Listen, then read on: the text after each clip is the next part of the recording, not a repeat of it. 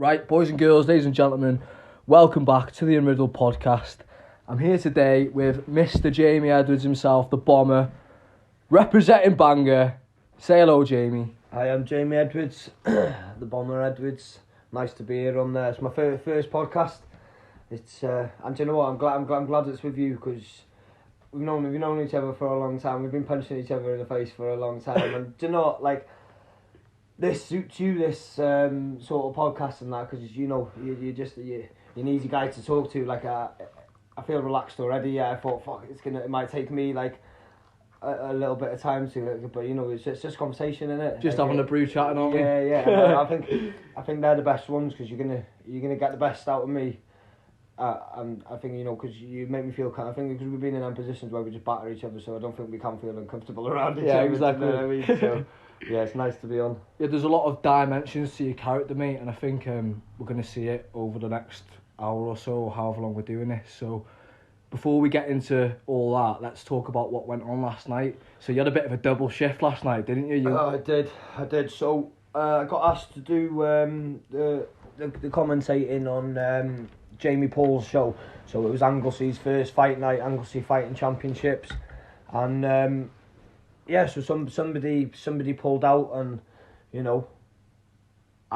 always Someone had to step in, didn't I they? always take my gum shield and that just in case, and I knew that someone had pulled out, and he said he was going to try and find someone to fit it, so I only had 12 hours notice, maybe not even that, but I'm good mates with Jamie, so I just wanted to help him out as well, and I just love the fighting and that, so It's just nice to have a run out, isn't it? Yeah, it's just nice. And then so I was straight from the commentary, and then just didn't even really warm up. Had a little bit of skipping, straight into the cage, had that fight, and then I was straight back out, straight on the commentary. Yeah. And how did you find the commentary? yeah, do you know what? It was good. The lad that I was working with, let me just get his name. I can't remember. Was his it name. Robin? Blonde dude, quite well spoken. Yeah, jiu-jitsu guy. Yeah. I've grappled against him in a match before. Yeah, like. and you know what, he's a proper sound down to earth guy, and I think we worked well together because he was half explaining to me most of the time about what was happening in the jiu-jitsu. Yeah. And it's quite new to a lot of people, the jiu-jitsu, but it's making a big waves on the scene now on the cage fighting shows, and because I boxed last weekend on Cage Warriors, to say someone had to pull out on that, and so Octagon Wars. Octagon Wars. So jumped in there as well, and there was a lot of jiu-jitsu matches, and that was my first hand experience, because I always just thought it was just people on the mats, and a little bit of it in MMA and that, but You didn't know the extent of it. It was quite enjoyable. I didn't, normally when MMA first come out, when I seen people like rolling around on the floor, I'd be like, oh, that's boring. But now that I'm learning, been working in an MMA gym, and I'm seeing how much technical stuff there is in it, like, I've got a newfound respect for it. So the way he was like explaining to me what they were doing and explaining the grapples, it made quite good content, because there's going to be people that are watching that for the boxing fights and the K1 fights and the stuff like They're that. not interested, are they? But they're going to get a little. They might understand it a little bit better. Absolutely, the way he was explaining it, and and then he let me take over on the boxing side, and it was good. We worked really well, so I enjoyed it. Yeah, the contrast of that worked quite well. And obviously, like yourself, you're a local lad, so everyone knows you, and then he is very well spoken, isn't he? I think he used to be like a primary school teacher or something like that, so yeah, you can talk, can't he? So how did the fight go then last night? I know it was an exhibition or whatever, but how did it go? Yeah, so it was an exhibition for about 30 seconds. One of those exhibitions, yeah. So he turned up, and then I could tell straight away he was from an ABA gym. The gloves that he was using. I've boxed in the ABAs. He had the ABA gloves and the shorts that they had and the vests that they had. Yeah. Full kit wanker, just like the ABA style and that. And then I went up to him and I said, look, I'm fighting next week for a British title, so I said I shouldn't really be doing this, but I said I've spoke to my coach, and he said I can step in as long as I wear a head guard and 16-ounce gloves. And then they were saying, oh yeah, sound, that's fine. And then I seen the gloves that he walked out, and I knew for a fact they were 12-ounce gloves, but I said I'm not bothered anyway. I said I got a head guard on, but I feel like he must have thought I was in melt because I was in a head guard. Yeah. Like so like first round I was just moving and that. He was trying to hit heavy shots. But I didn't want to like overcommit too much, because I don't want to be pulling anything and that. And then so I came round a bit faster in the second round because I just wanted him to half leave me alone a little bit just to. But he started coming on a bit stronger again. So, and then in the third round, I had my cornerman. I had Kean Thomas in my corner, and it was he's only a young lad. He's only 16. It's his first time doing a cornering. So I said to him, I said, what would what do you want me to do? I said, this is because I was just trying to teach him that as a cornerman, it's on him. So I said, you don't look at me, you look at the other fighter. So what to look for, yeah. So and he said, well, I can see him every time you put the pressure on. He said he's wide open for that left body shot. I said, so is that what you want me to do? I said, if it's wrong and I get hurt, it's on you. And he said, yeah, no, but that's what I want you to do. So when I put a little bit of pressure on him, and then slipped in the left body shot, and down went Fraser. Nice one. He didn't get back up from it. So even though it was an exhibition, so there was no winner, but there was a winner in the end. Yeah, I don't know. I feel like he was just going a little bit hard on me, so I just wanted to humble him a little bit. I didn't mean to wind him. It was just on the button shot, like.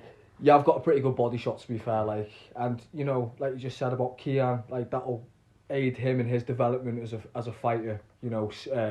Getting a different look, really. Yeah, because you think you see more from, and do you know what? You see more from outside the ring when someone's fighting, but I feel the nerves are worse when I'm in someone's corner than when I'm fighting. Yeah, especially if you've got a good connection with them, like. Because you're just not in control. When you're in there, you're in control, even though you're getting hit. You're calm. You're in control. You're in control of that situation. When it's someone else, you're not in control of the situation. So it's good to start practicing that sort of side of it. And he's fighting next week as well on Mike Egan's show. Is he doing Thai? Is he? He's doing Thai, yeah.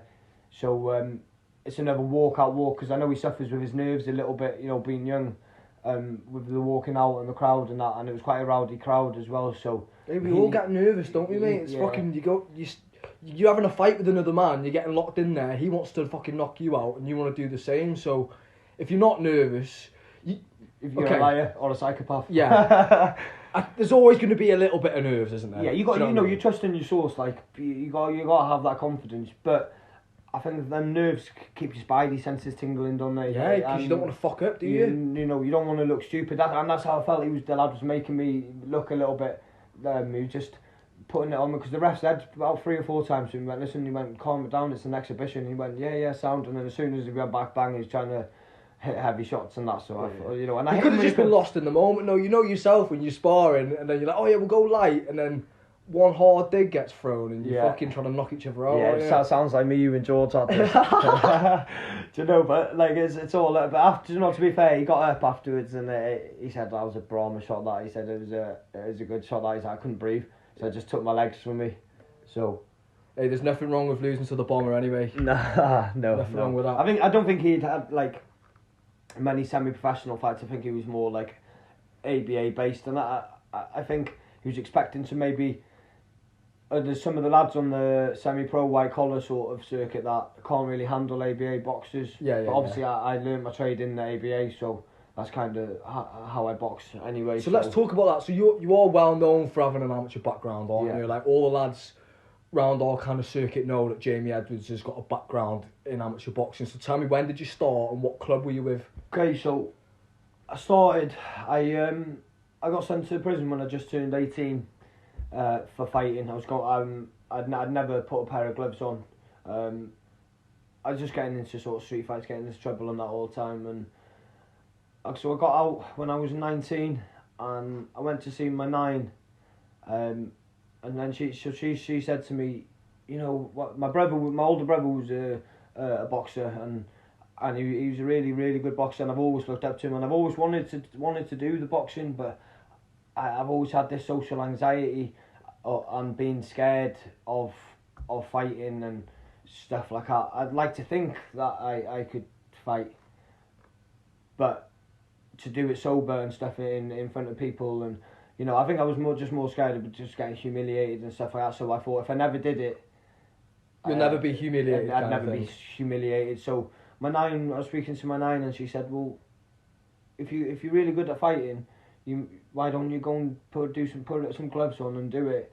And and possibly make some money from it in the future. Yeah. So or even just have a go. That's it. So that's where it started really. So with my older brother being a boxer, and then my 9 pushed me into it. But she hates it now. Every time I have a fight now, she's like, just stop. Don't do this. And I'm like, you started this. You put it in my head. I said so. Yeah. So my nine planted this. Well, my brother planted the seeds as well, and you can say my nine watered it. Yeah. And, he showed that she would. Yeah. And it grew from there, and within 6 weeks of first ever putting a pair of gloves on, I had my first amateur fight in Llandudno.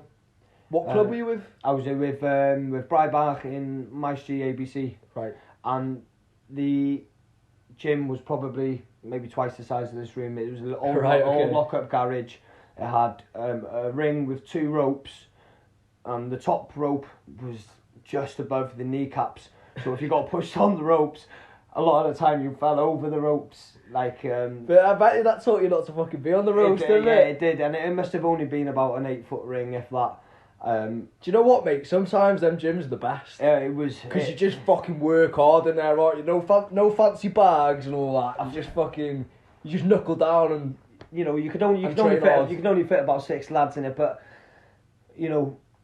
Brian used to always say to us, like, a bad worksman always blames his tools, and he had loads of Welsh champions and stuff from there. He did really well with like such little equipment and resources, little space, and we used to have us running up the hill, and if it was hot we'd do little bits outside and stuff like that. But I think it was a really tough gym, and you got thrown in the deep end there. If you seen any potential in you there, you were sparring every day, you were sparring, and it was hard sparring, and there was no, so in the corners of the ring there was no, like, the padding. It was just the metal. So if you went into the corner, you were more worried about getting hit in your back on that than so you never wanted to go in the corner, like it produced. Everyone wants to be on the front foot, basically. Yeah. So it produced some good fighters there, and we'd go in and you'd just be sparring, but you'd be sparring people that were like well above your level, and they weren't taking it easy on you. Yeah. And I think for the first few weeks, and I was just just covering up and stuff like that, and then I've just thought, if I'm getting hit anyway, I might as well come forward and get a hit, or maybe take one and give one, catch a few more shots and that, and it just started to take off, and I got a good bond with Bry. He's only about 5 foot tall, so when he was holding the pads, his hands were above the air, and he'd have this body pad on, and you'd hit him in the belly, and he'd fly across this ring and I think he must have put the ropes up because they must have been to his back, but everybody else's knees. But it was a really good. I had a good time in the amateurs. Yeah. Did you say that shaped you a lot into? Yeah. Like, you fight the fight that you are now. Yeah, 100%. Yeah, like a lot of stuff I worked behind the double jab and that. It's all sort of stuff that he taught me. So then my second fight was actually for a title. So there was a lad that boxed for the same gym as us, and then he disappeared for about 6 weeks. And then the night before a show, Llandudno ABC rang up and said, "Oh, Tom wants to fight Jamie." And then Brian was like, "Well, he can't." He's like, "We both fight for the same gym." He said, "I've got both of the licenses." And he said, "Well, no, he's boxing for us now." And he wants, so, he was a lot more. I think he'd had about 8 fights. I'd only had 1. And then Brian was like, "Oh, do you want it?" And I was like, "Yeah, fucking for a belt." I was like, I'd never seen a belt before, like, and I was like, yeah, might as well risk it. And it was in RAF Valley, and you don't get walkout music in amateur, and we got there, and it was like in the sergeant's mess. It was like in memory of a soldier that had died, and his wife did this thing every year, the RAF Valley Boxing Championships, and that was the first one, and we walked us out to bagpipes, and it was just proper mad because it walked us both out at the same time, stood next to each other, and this lad used to be my sparring partner. And he used to always batter me in sparring, and I thought, oh, I'm getting. It's already in your head, then, yeah. I'm getting a hide in here, but I thought, I'm here to fill in the numbers basically and have an experience. But I think that. But the thing of the especially when you're younger, the thing of there's a belt on the line, that makes you want to do it a bit more, doesn't it? Oh, 100%, definitely makes it. When I seen the belt, I was like, oh yeah, I want that. And do you know what? It was just a leather belt. It had no metal on it. it was just like the most plainest thing you've ever seen. But like a granddad belt, yeah. I wanted it, yeah. I was like, and it ended up being a good fight. But I boxed his head off for 3 rounds and he was a good fighter. And I think that's where my fear of just going in on the night before a fight, or taking fights at short notice, that I thought, oh, I seem to do better when I take it at short notice than when I got time planned, because I feel I psych myself out a little bit sometimes. Yeah, the when, pressure and all the fucking thinking about it too much and that, isn't it? I was going to say that to you before when we were talking off fucking voice record. You know, I can't remember what I was going to say now. about what, jumping in last minute and... Yeah, it's gone, mate. But yeah, like there's a lot. You know, if you know you're fighting in 10 weeks time, there's a lot of pressure. Yeah, you can psych yourself out. So what you're thinking about. Yeah, no, I had it and it's gone again, mate. But yeah, anyway. I can self-sabotage myself with my own mind, yeah. Because I am strong-minded, but like that strong mind can be a bad thing for me sometimes, because like I'll overthink things and I'll get it to overwork, and then I'll be looking at my fights and I'll be seeing I've done this wrong, and I can be my worst critic and that's. But you know, when you go in there just the night before, or you take the fight the night before, there's not really any that much expectation on no pressure, because you've only took the fight. So if you lose, you go, well, mate, I took the night. I think I'm just like it, because you kind of giving yourself an excuse if anything goes wrong. But not even that though. It's like you've not fucking had the stress, like you say, of sit there fucking thinking about this same bloke for 10 weeks, thinking, oh, he does this good and he does this bad, and then, oh, well, I could use this tactic against it. But at the end of the day, it's a fight, isn't it? Like the fucking famous thing that Mike Tyson always says: everyone's got a thing until they get fucking punched in the face. Everyone's got a plan. It's a fight, isn't it? Yeah, that's it. Do you know what I mean? So, and just when you get in there, just your instincts just come into play, don't they? And you know, I do think that's what I was put on the earth for. Like, well, I think that now. Like, I wouldn't dispute it, mate. Back then, I think just doing it, really. Yeah, it was just for something to try and keep me out of jail, and I just wanted to be like my big brother. Yeah, I'm the only lad in my family that's under 6 foot, so I think I've always had that little man syndrome of like all the lads are all massive in my family, something to live up to, strong lads, and that's how I thought. Prove. I want to be a good fighting man from my family, so like I'd get that respect and that from them, and I used to see how people used to give my brother respect for being a really good boxer and stuff like that, and I thought, I want a bit of that. You know, but I just didn't know how to get it.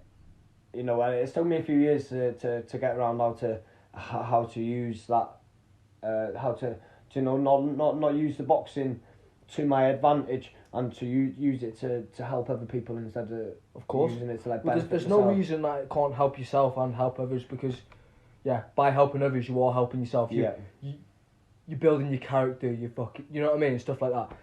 But so that was your second amateur fight. Did you have many more after that? Yeah, so I took that second fight last minute, because the Welsh Championships was within a few weeks, and I couldn't get matched for another fight, and you need 2 fights to enter the championships.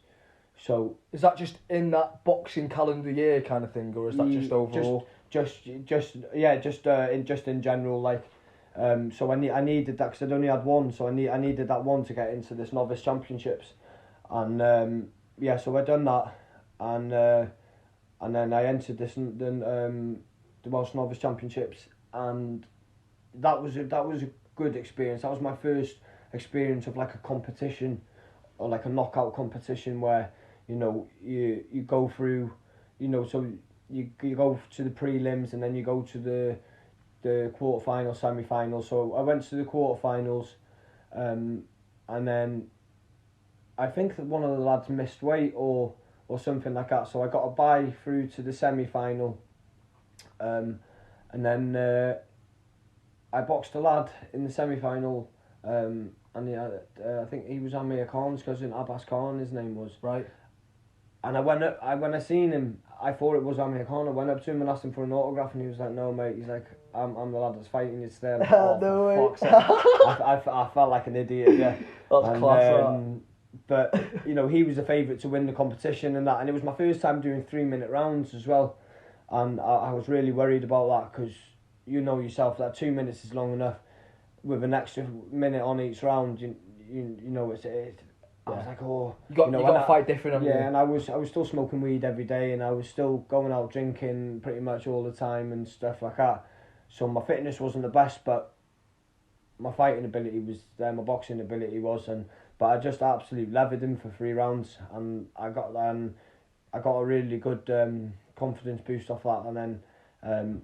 Did you see any of his other fights? Do you think he was touted to win it based on who his cousin was, or do you think he was good and it was warranted? He was. We didn't get to the semis for no reason, did he? No, he'd had a lot more fights and stuff than me, and he did have a really good style, but I just don't think he could handle with my southpaw. And you know, he hit me with some heavy shots in the first round, and I was taking the fight to him, and I was getting caught with a good few shots and that, but I was just walking through them, because my brother's always told me that getting a vest is prestigious. It doesn't matter about any belts. He said you want a vest. He said you want a Welsh vest, and you know that it means a lot to our family and to ABA and stuff like that. So I wanted one, and I think I wanted to prove something. You know, I wanted a bit of recognition from my brother to say, yes, go on, bro. So you wanted your brother to be proud of you, basically. Basically, because, like, you know, we've been through a lot of shit as kids and that, and it was just a nice, I just wanted to be up there on his level. You know, I've had a lot more fights than my brother now, but I just wanted that recognition. I wanted him to go, gee, yes, I'm proud of you, brother, like that, you know. So put his arm around you and say, that fight was the first fight that my mum had ever come to watch, because my mum always said she'd never come to watch me. So my old man and my mum, they came down to watch that, and that's when I realised that my mum cannot hold her emotions at a boxing event. Like, not it's a different kind of fucking energy, though, when your parents are there, aren't they? Because, like, obviously you want to do well in front of them. All you can hear is them, and you just fucking feel the presence, can't you? She just, majority of the time when I'm in the boxing ring, I can't hear nothing. It's just white noise. I'm just in the zone. Like, I could hear my mum screaming. Like, and I was just with my ADHD. I was just dying to like tell them, shut up. And she'll go, my boy, my boy. My mum did exactly the same thing when she came and watched me. I still hear it in my head to this day. I can remember it. Every fight that she comes to is to say, my boy, get him. And she, you know, by the end of the night comes, she's got a sore throat and she can barely talk. So I went that one. It's as lovely as it is embarrassing, isn't it? It's a bittersweet. Yeah, it's like it is a bit of a catch-22. Like, because I was like, shut up. But then I was like, yeah, my mum's proud of me, because I've not long been out of jail, so I had that thing of, you know, I've already let my family down, sort of thing, and you know, there was in the front of the papers and stuff like that. I got sent to jail for 9 counts of assault by battery. So it was, you know, and I got sent to a youth offenders and that. So, you know, I had my mum coming up and down the country and stuff like that, you know, to 2 different prisons that time, 2 different youth prisons. What youth institute were you in? So I got sent to Alt Course to start with, and then I got shipped out of there for fighting, and they sent me to North Allerton in Yorkshire, and you know, there was only me and another Welsh lad, and we were the only 2 Welsh lads in the whole jail. You know, it was in Yorkshire. Like, were you on the same wing as well? Well, you were all together, aren't you? Yeah. So that whole jail. So all courses split between cons and YOs, but when I went to North Allerton, that was just strictly youth. You know, and that was wild, because in all courses now people are pretty chilled, because the cons and that keep your YOs in check. You know, they just want to do the time that they want the wing nice and quiet, because if whatever they're doing, grafting and whatnot, they just want the wing nice and quiet. They don't want screws on there all the time, so they kind of keep you in check. When you go especially as well in Alt Course, like, is it Liverpool, isn't it? It's in Liverpool, yeah. Like, there's going to be a lot more Welsh people in Alt Course than there is in the fucking Yorkshire jail, you know. So it was probably I think they kind of send you there as like a punishment, really, like because I was getting into trouble for fighting and stuff all the time, so they thought, we've got a little Jack the lad here, have we? Oh, we'll show him. And then Shanghai'd me up to there, just come into my pad first thing in the morning, pack your stuff, you're gone, and you know, that was my fit. You know what? And how old were you at that point? Right, so I just turned 18. I was nearly, so I just turned 18 at that point. So you're a YO until you're 21. So, the YOs, when I went to the YO in Yorkshire, they're a lot more wild because they seem to want to make a name for themselves. These are up and coming criminals that want to like build a name for themselves. And try and bully you as soon as you come in, kind of thing. Yeah, it's kind of hard to stay out of that sort of that drama, and especially if your face doesn't fit. And I feel like my face doesn't fit in a lot of places that I've gone, but it didn't fit there. And I just felt it was 4 stories high. I'd only ever been to a jail that had 2 stories, a 1s and a 2s. But this had a 1s, a 2s, a 3s, a 4s, and it was on. And it had like, do you know what it reminded me of? Have you ever seen Bad Girls? No, I've not. Right, so it's like it had like fence in between, and I was like, what's that for? And then the screws like for when people throw TVs and that off, and because it's a big drop and that, and it was like billets, like so. Each bit was like locked off and that, and it was a culture shock that for me. That's when I went to Orcus, I knew a lot of people there already. Yeah. When I went here, I was on my own. And I felt isolated, and it taught me. It did teach me a lesson, and it did even though I did go back to jail again, I did stay out for a while after that. It did really put me off. Like, I stayed out till I wasn't a YO anymore. Anyway. Yeah. So it's been a good few years later. It was just a mad place, like you just see some mad stuff. Like you'll be walking down the land and you're looking someone's down, and someone will just be getting hiding and stuff like that, and it's just casual. That was common play, like it's just how it is. I'd never seen anything like that before. I'd had quite a rough upbringing and stuff, but it was just so casual that you'd see it, But yeah, that put me off for a little bit. But like I had my mum coming up and down there all the time, and I felt really bad because she's when she didn't enjoy getting searched and stuff coming in and that. Of course, it's horrible. And my mum was struggling with losing weight at the time, so I know she didn't want to like lift her top off and stuff like that. So so when she was at the boxing fights, I felt it was my opportunity to make her proud again. Yeah. After making her ashamed, she'll say to this day she's never been ashamed of me, but I felt ashamed of me for her. Of course. So even if she didn't feel it, I second hand, you felt it like. Yeah, my mum has always said, like, I'm not a naughty boy. She said, he's just misunderstood. Do you know what I mean? Misunderstood, I'd agree. And, like, as well, without, like, me trying to, like, you're kind of like a victim of your circumstance in a lot of ways. And I'd say that about a lot of people. Like, it's not necessarily that they're a bad person. It's just, like, that's just, like, their life has led them to doing that, or their life's pushed them in that direction, kind of thing. Yeah, I think we're all a product of our environment, aren't we? Absolutely. However, no one can have it perfect, but like. So let's talk about that then. Okay. Let's go back to, growing up in your early life and your environment growing up, basically. So tell me, like, obviously you grew up in Bangor. Whereabouts was it? Maestro? Was it? I actually grew up in Bangor till I was 7 in Maestro, and then. When we were a bit younger, so is this just you and one brother? So like, me, my brother, and my little sister. Right.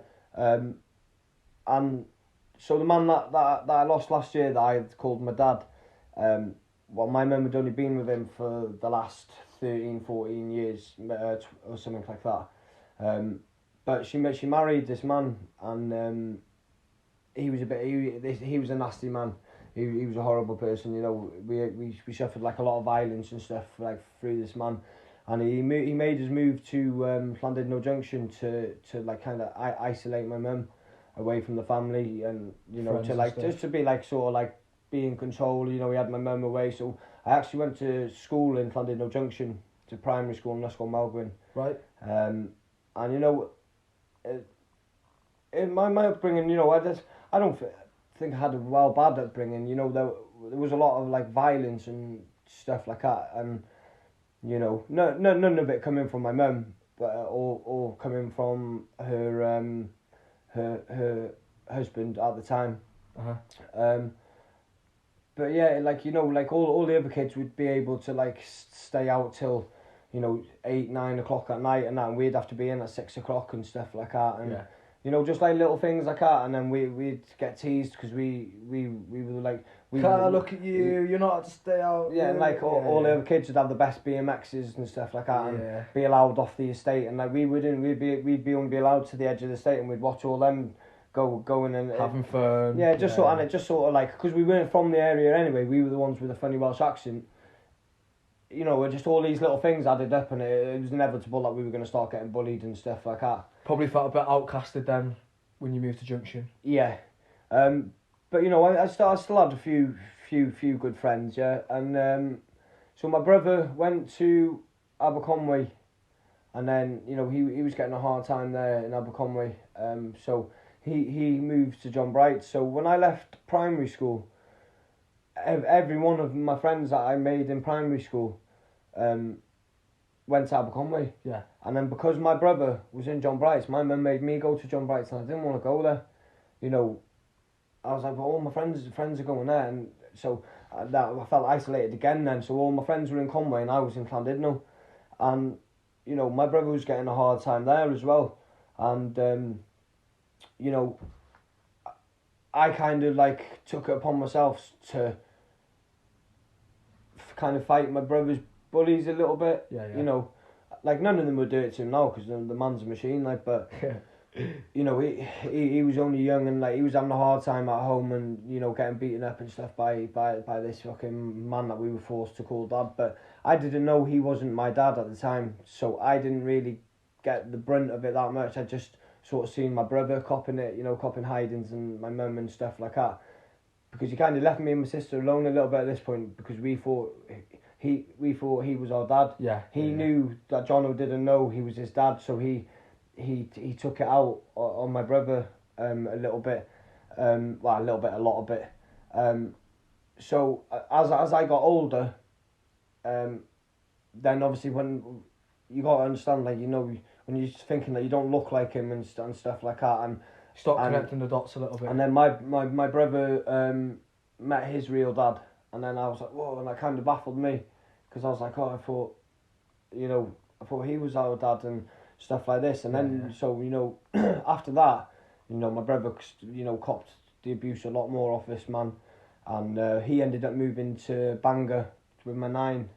You know, my nine kind of saved him. To be fair, she was a little shining light for him. My nan's a little angel, yeah, and so yeah, he moved back to Bangor, and then at this point, obviously, this man knew that I knew he wasn't his dad, and then the only one that didn't know was my little sister. So I sort of copped that abuse then that my brother was getting, you know. But I was happy for my brother that he'd got away from it and stuff like that. Because he'd had such a long time of... Yeah, he did. He had it hard. Like, you know, we used to fucking... Even if like my brother would want something to eat, you know, we'd have to be like forced to, like, we weren't allowed to go and grab something out of the cupboard without asking, and if you did, you were copping hell for it. And it was just like a military household. Yeah, it was just so strict. It was just not a nice environment to grow up in. I don't think you can thrive in an environment like that. And you know, it's probably hard for you to kind of explain what it was like as well, isn't it? Because it's little things that you kind of remember, isn't it? It's not atmosphere and stuff like that. You know, like not like walking on eggshells, not being, you know, just, you know, and like they would drink every day. My mum was drinking every day, but you know, my mum's teetotal now. My mum was never nasty with us, sort of like that. You know, she was quite strict as well, but she was being strict under the orders of an authoritarian, basically. Yeah, you know, when she was scared as well. You know, she never. We were isolated from my family, so they didn't know what was going on. Because I'm from quite a tough family.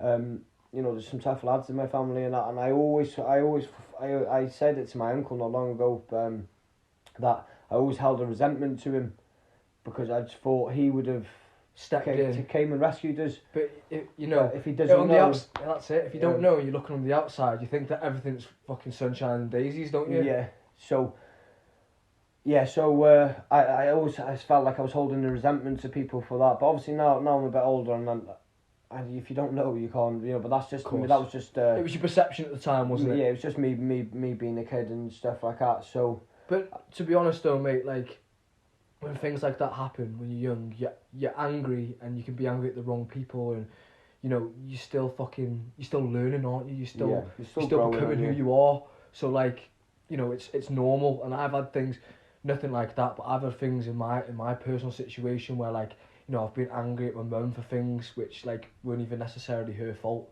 but like.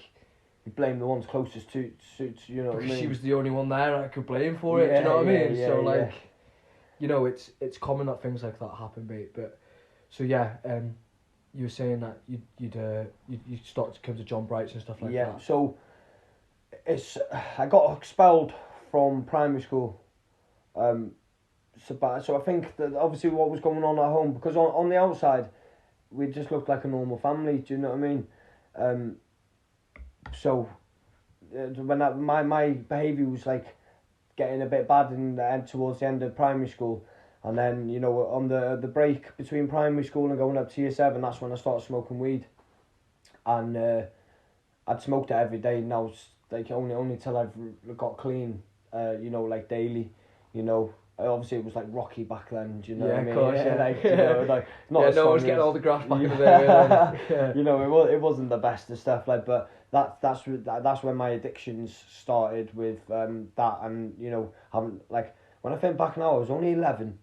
Do you know what I mean? And I was going out drinking, like, all trying to get on money, and I don't know the people that were buying these beer, like, because if an 11-year-old asked me for a bottle of cider, you're like, fuck off, you little shit. You get told to fuck off straight away, it was a different time then. So when I was in school, I was just a naughty little shit. I was just rebelling, just being a nut.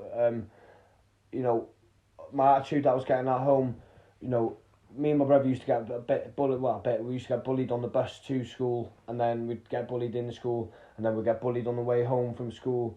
And then, we used to go home crying. I mean, we used to go home, and then, so the lads that used to beat us up, we used to go home crying, and then this man would make us go back outside and fight the same people that just give us a hiding. And then, it was just a mad thing to do to kids. Like, if my kids came home, or if I was with someone and they thought I was their dad, and they came home crying and someone beat them up, I'd want to resolve it for them. I wouldn't give them a slap, send them back outside to go and fight them again, so they go and get battered again, and then be stuck in that, making it fucking worse, basically. So I didn't have a good relationship with violence, I got kicked out of school in year 9, and I got sent to naughty boys school, Cadnan, I think it was called, in Conway, and I was all right there for a little bit, because it was nice. They used to make you cups of tea. So if you be good for a set amount of time, you get points, and you can save them points up, and you can go rock climbing at the end of the weekend. Yeah. I liked a cup of tea, and my 9 got me, and my tide got me into having a cup of tea and that. So so say you had 20 stars through the week. You 15 of them you could spend on your rock climbing to go out on a Friday, and then you spend the rest and have a cup of tea. Yeah. So, I liked it there. Yeah, I think they were a bit more understanding. And a bit more understanding and stuff like that. And then when I finished there, to go into year 10, so they put an application for me to go back to John Bright's, and they refused to have me back. They said I was too naughty. Said they didn't want me back. So I was kind of on that summer holidays. I was started drinking a lot more.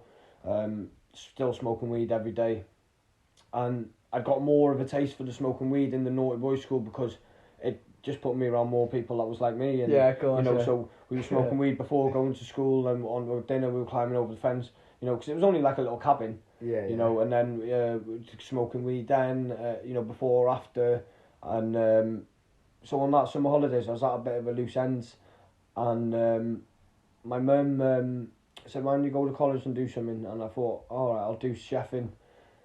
So applied for college, got accepted, and they said that my mum had to pay for all my knives and stuff like that, and we didn't have fucking 2 pennies to rub together at the time. All my mum had was, she had some gold chains, and I remember she had this little gold chain with a Welsh love spoon on it, and it was her favourite chain, and she wore it everywhere. And she went and pawned it, cashed it, sold it to cash to gold, to fund it, to pay for my knives and that. And I always remember I get choked up when I think about it, because You know, she's giving everything for you, basically. That's all she had. That was the last thing that she had, you know. And she was busting tables at fucking Pizza Hut, working, grafting hard just to come home and give her money to this man that would spend it all on weed and beer and stuff like that. And you know, no life, is it? No, she was working 2-3 jobs at a time. You know, working herself down to the bone, mate, just for nothing. And we had one of them fucking TVs that you had to put pounds in. Yeah. And, you know, like when the Provident come to the door, we were hiding behind the sofa and stuff like that. Military operations and stuff like that. You know, so my mum is a hard worker. I get my hard work ethic from her. But she just never got nothing back to receive it. So, yeah, so she paid for me to, with her chain, to go to college, and that paid for my knives. And so I thought, you know, I'm going to give the college a go, because my mum, she said, you know, this is the last of my money. So, you know, that was my first point where I knew my mum proper believes in me, when, you know, to go and do things and that. So I did. So whilst I was in college, my mum managed to get away from this man. He beat her up badly, and I remember having to run out of the house and run to my neighbours, and and then anyway the police came and took him away, and you know, and then we didn't really see much of him. You know, there was little bits of that where he was still trying to come round and stuff like that, but you know, my mum had got away from him. And you know, the house then came from such a strict house to like all things go house, where I think my mum was trying to reverse what was going on, trying to make up for how she'd been, not how she'd been, but how strict it had been for her. So my brother was living in Bangor, you know, my sister was a couple of years younger than me, so you know, she was letting me smoke weed in the shed and stuff like that, you know. And you know, I'd have a few beers and I could have my missus over all the time and stuff like that, and I could be on the PlayStation and the Xbox till as long as I wanted, you know, as long as I was going to college and stuff, you know. Because she always said to me, like, you keep in this house, you pay rent, you either in education or you pay rent. So I thought, fuck, if I stay in college I don't have to give her any money. Yeah. You know what I mean? And I used to get 30 quid a week off college. I used to think, I used to get an Xbox game for that at the time. I think, sound, that's either my weed sorted all week, or that's my new game. Yeah. And I was taking loads of weed to college with me. So me and my mate were grafting the weed in college. So, you know, I was like, I'm sound. So it was quite nice. So it went from being so strict to having, you know, being able to do what I want. You know, and that was another learning curve, because, you know, too much of anything's bad for you, innit? Of course, yeah. But you felt more like you were living a normal life again, yeah? Yeah, it was good. I'm not even again for the first time. Yeah, well, yeah. But, yeah, so I did... You're only a child that before, weren't you? Yeah, so, but I did all 3 years in college, so... yeah, so, because I did my college young, so by the time I finished... doing my college, was that when you left school now? So because when you were going to go back to John school, so the end of year 9, so school wouldn't have me back. Yeah. So I went to college, let me go early, a couple of years early. So I think I was only like 15 or something when I went to college, maybe 16, maybe, you know, something 16 I think maybe. I was really young, because I remember my mum having to open a bank for me for my EMA. Right. Because I wasn't old enough to, also it was something like that. And like, no, I know what you're saying. So, yeah. So she done that, and I did finish my college. You know, but I was a naughty little shit as well, doing the grafting and stuff like that, and just always out smoking weed, not turning up for lessons. But when it came to the exams and that, I was passing them with flying colours and that. So, you know, so I did all right in college, and then I did a cooking competition for a culinary team in college, and then they gave us a job to go and cook in the Ryder Cup in South Wales. Yeah. In Celtic Manor, I think it was. And then, so as part of the team... What, the Ryder Cup is in golf? As in the golf, yeah. And it was in South Wales, in Celtic Manor, something like that. And, you know, I got as part of the team. I cooked for Will Smith, Charlotte Church, Tiger Woods, and Heston Blumenthal. Fucking hell. Not just me, I was only doing the basic stuff, like, but I was still part of the team. Is like, part of the team. And they were giving us like £18 an hour, and I was only like just turned 17 at this point. Get used to this. Like, and and it was good. And then, when we went back to the hotel, a few of the lads were like, "Oh, we're going out tonight." And because there was older lads there as well, and I was like, "Oh, we won't get in." And they took us out, and we went to see Dirty Sanchez. I've never seen anything that disgusting in my life, but have you seen Dirty Sanchez before? Yeah. It's like Jackass sort of thing like that. Fucking what's his name? They used to go on. Do you remember Balls of Steel? Yeah. The fucking Welsh bloke. Yeah, Class. and that was just a mad experience. Like, and I enjoyed that, and that's I was drinking there every night as well, and still smoking weed. And that's when I started having a little bit of a sniff and stuff like that. That's when I went out, like I'd had it a few times before that, but I had such a good night that night.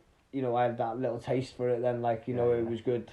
I had confidence to talk to girls and that. If someone was getting cheeky, I'd be like, whoa, peacocking up. Like it brings yourself out of yourself, doesn't it? For fucking an hour or two. It made me sort of be the person that I've wanted to be, that confident person, and.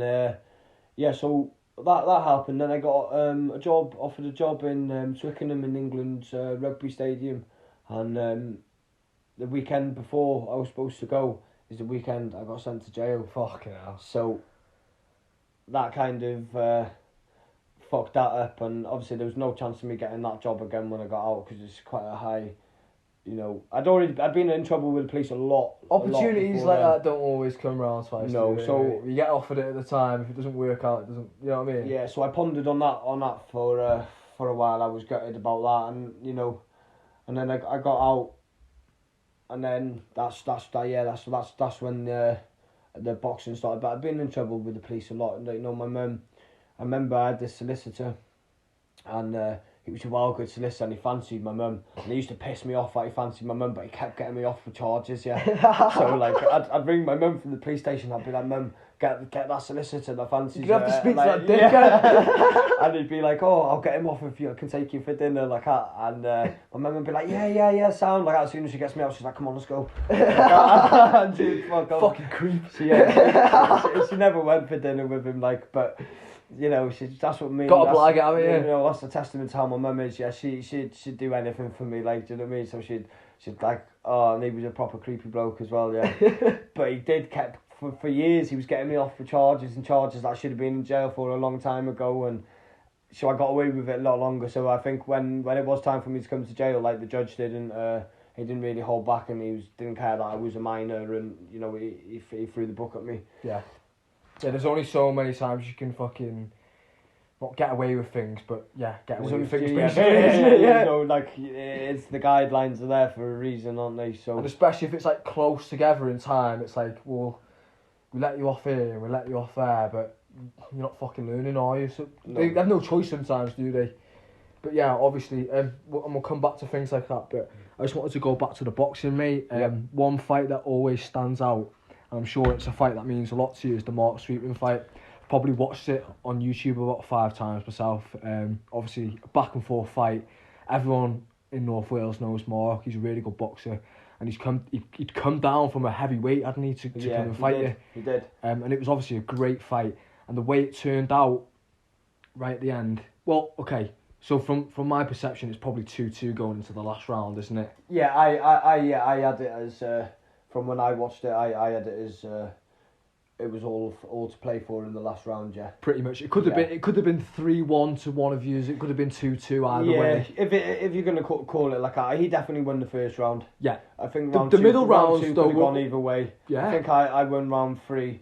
Round 4 was probably him, wasn't it? Yeah, and then I thought you won 2 and 3. Yeah, but they were 2, 3, and 4 were all close. You could have, depending on how he was putting the pressure. I was trying to be the busier fighter. Yeah. Trying to land with my straights, and do you know I was even tired. in the first round, like the first half, you're popping him with the jab, and then he's got you backed up on the ropes. And you were using a lot of good head movement, but I wasn't throwing much back. You weren't throwing, and he was just letting his hands go. He landed about 10 body shots, boom, boom, just one after another, like, and but I knew in my head. I seen him talking to the commentators, and I heard him saying, I'm going to stop Jamie in 2 rounds, guaranteed going to stop him in 2 rounds. So in my head, I knew if if I could get past the 2 rounds with him, he's gonna be a little bit heartbroken. Not heartbroken, but I thought he's gonna give it his all now for 2 rounds. So I thought if I can get past round 1 and 2, I'm gonna have a chance at this fight here, because I knew he was a heavy hitter. You know, he's quite a hard lad anyway, and he's a good boxer as well, mate. He moves really nice. No, I've never seen him box like that before. Than when he boxed me. Yeah, you know he improved a lot, didn't he? Yeah, you know, he was under Craig Winters, and he's an amazing coach. Yeah, do you know what I mean? And Craig really done well with him, and you know, I was speaking to Mark, and he was saying, you know, that it's the best camp he'd ever had. He said the strongest thing that he'd had was a black coffee. Okay, this now for this fight, I was in one of the heights of my addiction at the time. I owned my own boxing gym. Okay, you know, I had loads of people fighting underneath me. I was sniffing every day of the week, every day without fail, from morning till night. You're basically just living on it, basically. Yeah, do you know what I need? I needed it. I was getting ill if I didn't have it. You know, I couldn't cope in my head without it. So I was smoking weed all day, I was sniffing all day, and I was drinking all night, you know, and sniffing with it. You know, I was lucky if I was getting 2-3 hours sleep a night, if not even that. Like, to the Mark fight, I only stopped sniffing on the Wednesday for the fight. On the weigh-in was on the Friday. You know, I was living with George at the time, and I was still training, don't get me wrong, I was still training, while not as hard as I should have. And the only reason I was training was because of George. I would never have won that fight without Mike Egan and George, you know. And I knew I could see the disappointment in their face. Not in the fight, because they were happy with the results. This is what I mean, you'd never think that I was session from the performance, like. And the gas tank as well, because you fucking turned it up in the last round. Yeah. But you know, George was even told me, like, he was worried about me, like, how much I was drinking and stuff like that. And there's one man that's always had my back, you know, George, and Mike has as well. But George is, you know, I got a soft spot for that boy, Like, he's got a really good relationship, Yeah, I'd do anything for him. He buzzes off you, like. Yeah, and vice versa, you know. Yeah. And when I got clean, when I was trying to get clean, I was really struggling to stay off the sniff. And I'll always remember this. He said to me, you know, if you when you're going out and you're sniffing and you're drinking and you're doing all this, he said, you're only borrowing happiness from tomorrow. Yeah. And it's always stuck in my head that. And I say it to myself all the time. I mantra it when I'm meditating, and, you know, I say, look, you don't need it. You're only borrowing your happiness from tomorrow. How are you ever going to be happy today and tomorrow? Like, it's a great quote, that.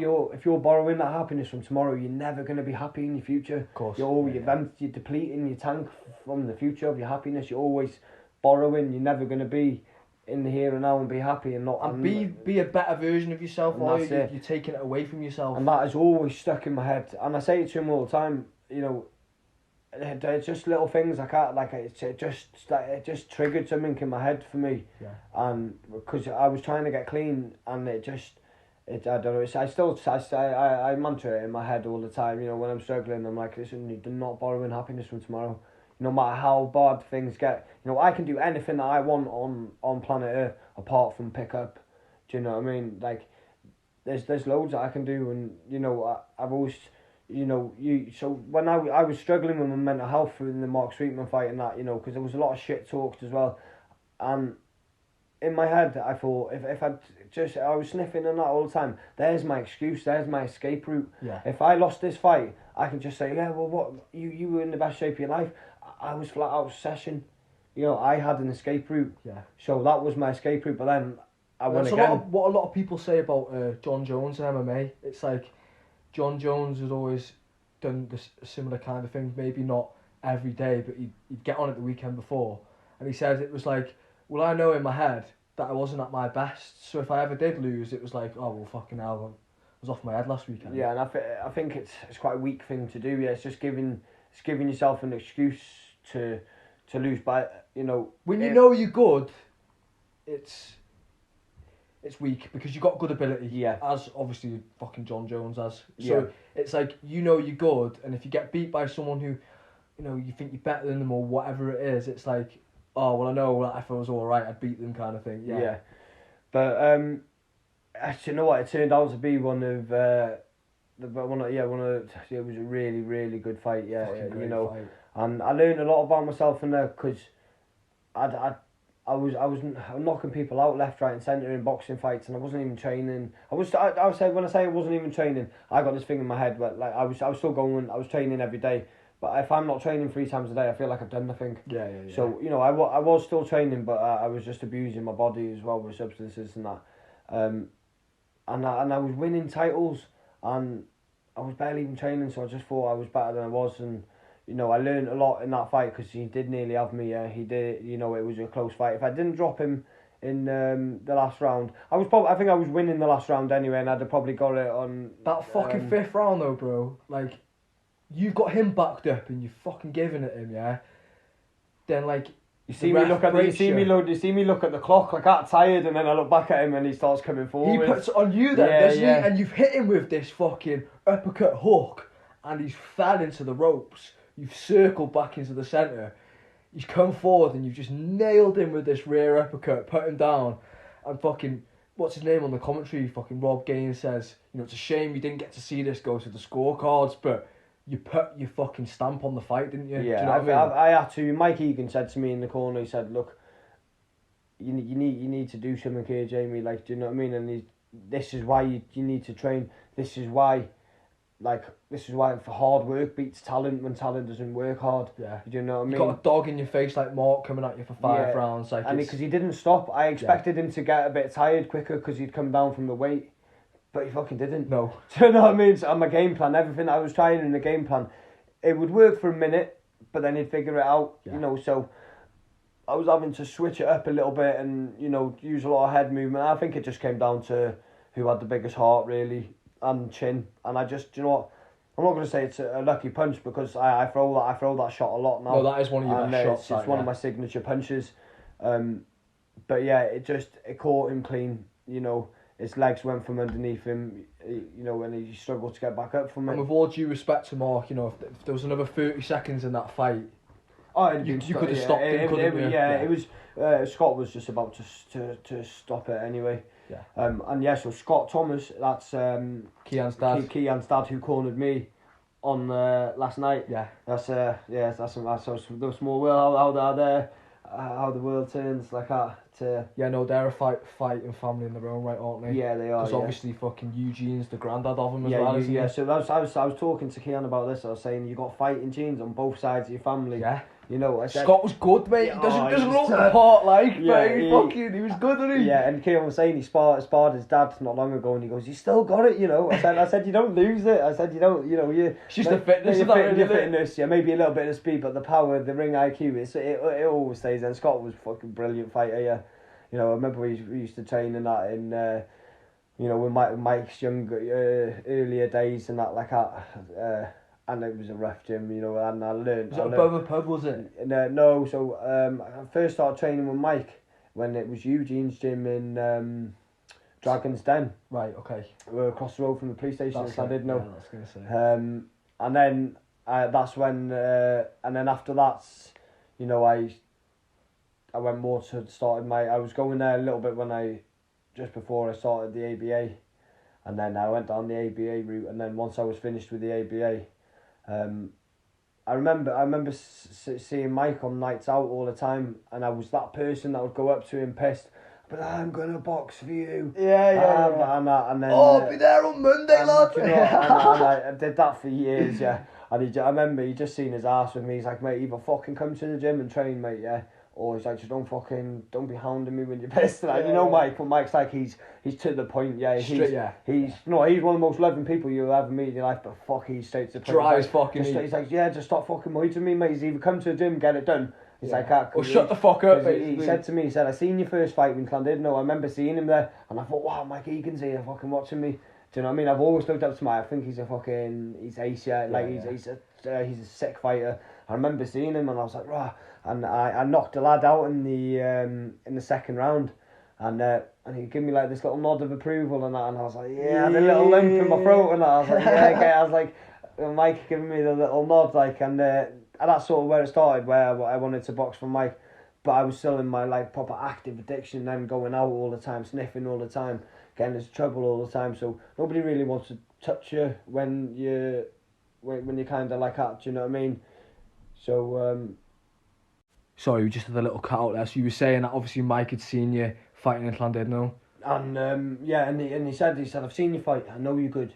He's like, but you need you know, if you're gonna do it, just do it. Don't be one of them people that says they're gonna do something when they're pissed. And you know, he's like, I'd had this conversation with him about 5 times, and I could see he was bored of the conversation. Yeah. I was into the conversation because I was pissed and off my head. Yeah. Do you know what I mean?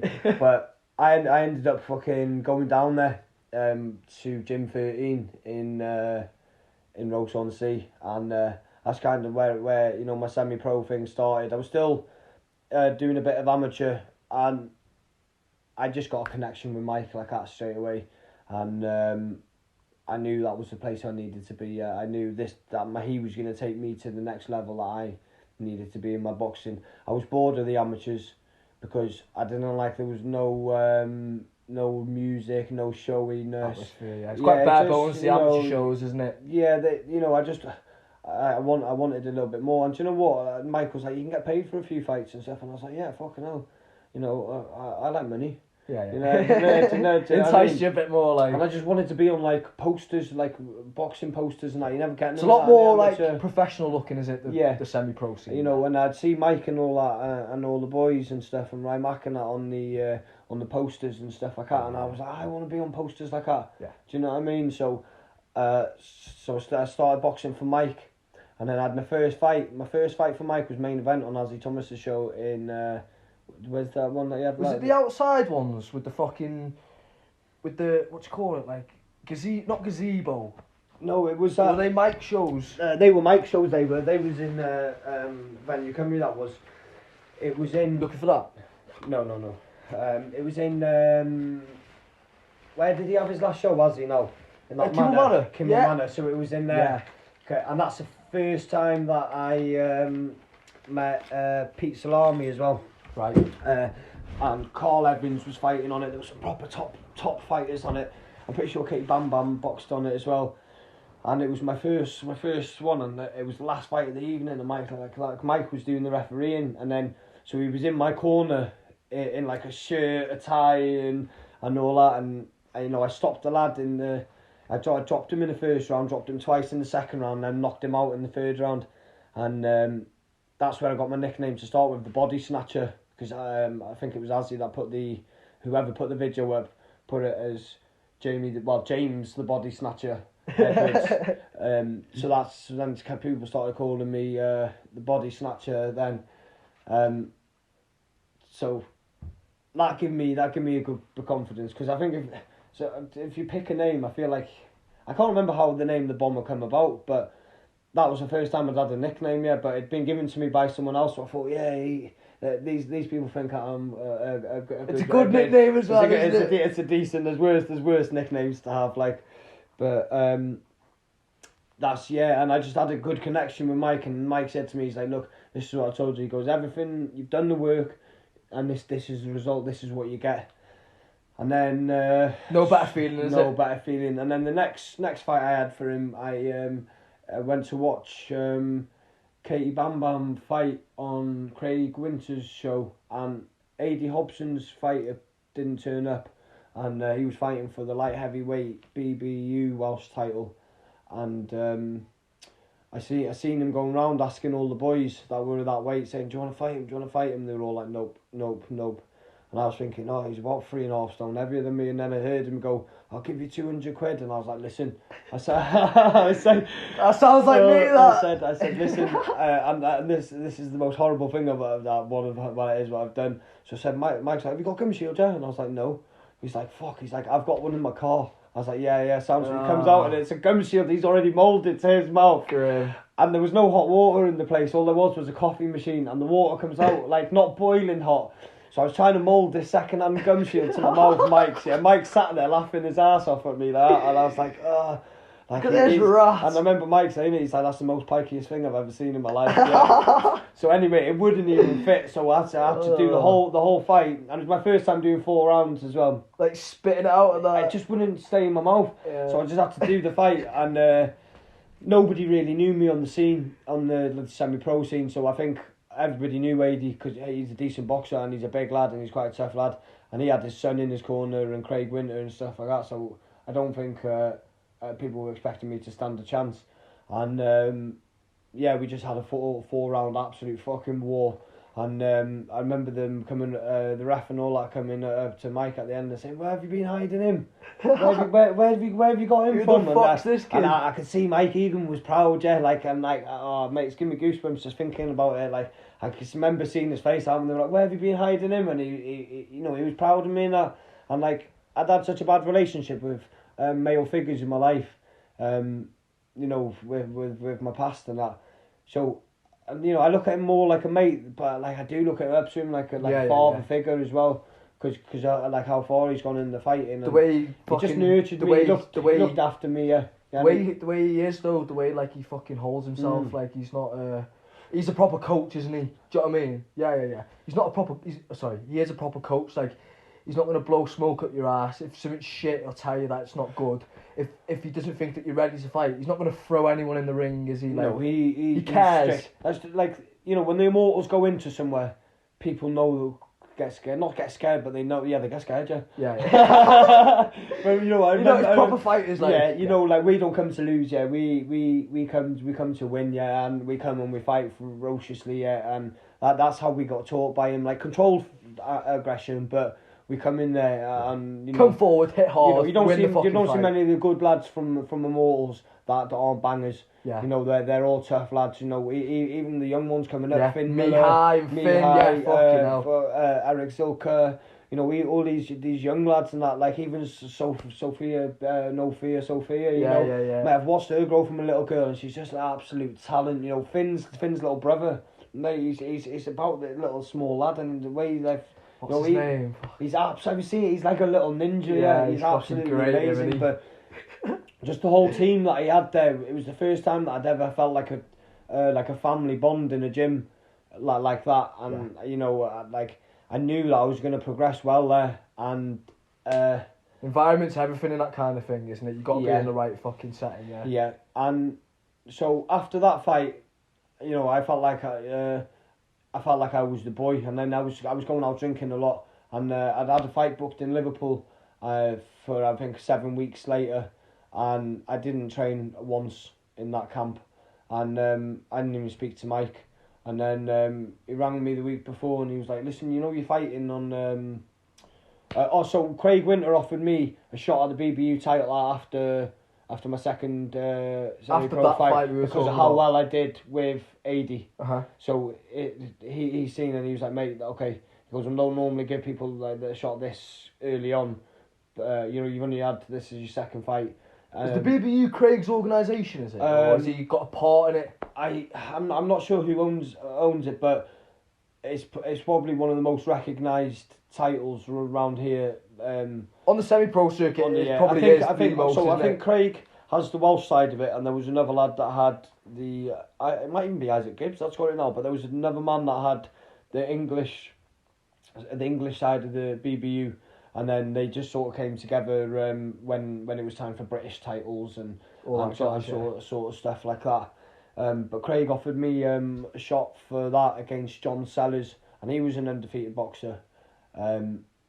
So Mike had me a fight in between that, and I didn't train. I was going out drinking all the time, session all the time, smoking weed all day, every day. Still going to work, holding down a full-time job. Just being like a functioning addict, basically. Yeah. And Mike rang me the week before the fight, and he said, he's like, "You haven't heard of you." He's like, "You're fighting in a week." I said, "Oh, I'm pulling out." Mike goes, "If you pull out of this fight," he's like, there's no BBU title shot, mate. You start pulling out of fights, people are going to lose trust in you. Of course. So I thought, all right, sound. And I went for a run, and I felt all right on the run. So there's me in my head. I thought, I've just done a 5k run. Oh, I'm sound. I can do a boxing fight. So fucking different though, isn't it? In my head, I thought, I'll just go there and I'll just see what happens. And I got there. The lad he definitely was heavier than me. Like, he was about 6'6". He was massive. Mike fought his big brother, and so we went down to Liverpool for that, and so he absolutely kicked the shit out of me for the first round, and but I wasn't even trying. I went there to lose, and then I started fighting back in the second round, and I think I won the second round.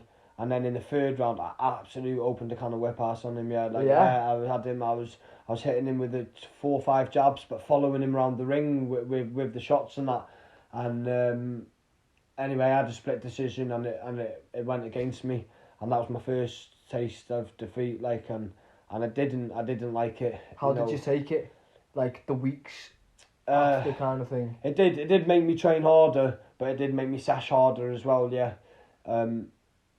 I was a bit mixed emotions, because they do say you win or you learn. But yeah, I was just thinking more of the title shot, but it did knock my confidence a little bit. But Mike was saying to me, this is what happens. You needed this loss. Yeah. Sometimes a loss is the best thing you can have, mate. Because imagine you won and you never lost. Like you think you're the man in the head, and you need to be tested, and you need to be part of your comfort zone, don't you? Because if you win every time, you just think, oh well, fucking hell, of course I won. Do you know what I mean? So that was my first ever loss, and I have never lost a fight since. So I must have learned something from it. I started up. So what I thought in my head was it was nothing to do with the session and the copious amount of weed that I was smoking and drinking. It was just because I wasn't training enough. Yeah. So I started up in my training, and I started training like a proper professional athlete. And then I boxed John Sellers. He was an undefeated boxer. I took his Welsh title off him. And then me and Mike just went from strength to strength then, and we were just bouncing around, taking people's titles off them, winning fights left, right and centre, taking last minute fights, winning them. I had a good few years with Mike then. Active all the time. And then I got sent back to jail again. It was just... How old were you roughly? I think I was about 23, maybe 24. Yeah. About 23, close to 24 maybe. And then I went to a pub, and a lad put his hand up my mate's girlfriend's skirt, and he slapped her bum first, and then I told the bouncer, I said, listen, you need to kick him out, yeah. And he didn't do nothing about it. He put his hand up his skirt, and he was a big lad. He's about 6'6". He must have been about 17, 18 stone. So I thought, if he gets close to me, he's just gonna bear hug me. So I just absolute give him an absolute. So I said to him, what are you doing? And then he put his hands up. So as soon as he put his hands up, I just hit him with a left hook. Broke his jaw in 2 places, fractured his eye socket. He fell back, hit his head on the floor. He had a fractured skull. He got a bleed on the brain, and then he went in a coma. He had to get airlifted to hospital and that. And so I obviously got sent to jail for that. And they were trying to give me a 7-year sentence for it, saying that it was premeditated because I'd gone up to the bouncers and said, oh, he's done this. They're trying to say, the courts were trying to say that I walked away and planned what I was going to do, and then walked back and carried out my attack, but it wasn't like that. But at the end of the day, mate, what are you expected to do? Just fucking let him do it? Do you know what I mean? Like, what's the right answer? Do you know what I mean? I think in the eyes of the law, it's get your stuff and leave the pub and then phone the police, make a report. But it's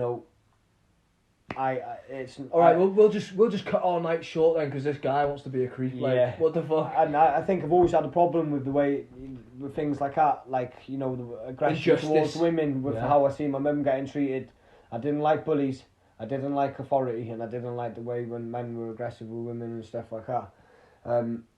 So that was the start of the fucking, probably some of the worst years of my life. That was, the being stuck on that cycle of in and out of jail.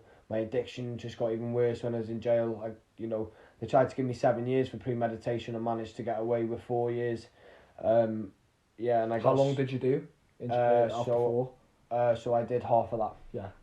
So I did half of that, and then when I was in jail, I started off an old course, and then I got shipped to Berwyn, and then the rest of my jail, of all my sentences, I've done it all in Berwyn, and that place is an absolute shithole. Yeah, like, it's a massive jail. It's nice. You've got a shower in your pad. It's full to the brim as well, isn't it? Yeah, it's just a breeding place for fucking violence. Yeah, it's just an absolute shithole. There's just not enough staff. It's not run properly. You know, I just think they kind of threw it up, really, didn't they? Yeah, it's an absolute super jail, and they didn't have a clue what they don't know what they're doing there. Yeah. Jail has to be run military. Like, these people that are there for years and years need to be up at the same time. They need their food at the same time. You can't get that out. You sell at 8:30 one day, 9 o'clock the next, 7:45 the next day. These people, we're... How are you going to integrate people? Obviously, life is a different, aren't they? But how are you going to integrate people back into society when they've got no routine? It's like they kind of want people to fucking be in and out of jail, isn't it? Yeah. You need that routine in there for your head, for you to, like, it's the only way that it works, yeah. You know, you get your yard at the same time, you get your food at the same time, you go to bed at the same time, you wake up at the same time, you go for a shower at the same time. It's like military. Yeah, the only difference is that you're getting your door locked at the night time. Yeah. So how are you gonna make anything out of yourself if you haven't got a fucking... You know, if you don't have a routine, you're gonna go back out and do the same fucking shit you were doing before, aren't you? More often than not, like. Yeah, 100%. But I think when I went to jail that time, because I felt like I'd been had off by the courts, I thought, do you know what? I said to the judge, I said, would you be sending me to jail if it was your daughter that he put his, there you go. you know, and I laughed at the judge, and I didn't laugh at him. I was like laughing, ha ha, look, I'm like when he was saying out the sentencing, I was laughing at what he was saying, like, because I thought. You're fucking what a joke. Yeah. Like that. So then he called me back up and give me an extra 6 months, and he went, find something funny doing, Mr. Edwards. He's like, you will see the back of a prison cell today. Yeah, they don't like that shit, no, do they? And he gave me an extra 6 months, yeah. So I got an extra 6 months for laughing at the judge, but I wasn't laughing at him. I was just laughing as at if they're saying this shit. I was either gonna cry on the spot or I laughed on the spot, yeah. Yeah. And I was just laughing at my situation. The way that he was sticking up for somebody that's in my eyes was a nonsense for putting their hands up, because I wouldn't put my hands up a girl's skirt. Yeah, absolutely. So I'd laughed at the situations anyway. That got me an extra 6 months in jail. So I had a problem with authority then, and like, you know, that wasn't when I was in jail that time. I was quite an established boxer and that, and I had my own boxing gym, and luckily I had my brother to fall back on, so I didn't lose everything. I didn't lose my gym. I still had my gym from jail. You know, I was still getting updates and stuff like that. My brother was running the gym, so my brother was teaching me to box. My brother taught me a lot of my boxing, so I trusted the gym with him, and he was helping me run it from day dot anyway, so it was in good hands. So, you know, all that money that I'd saved up, all that time that I'd put into my own gym, it wasn't wasted.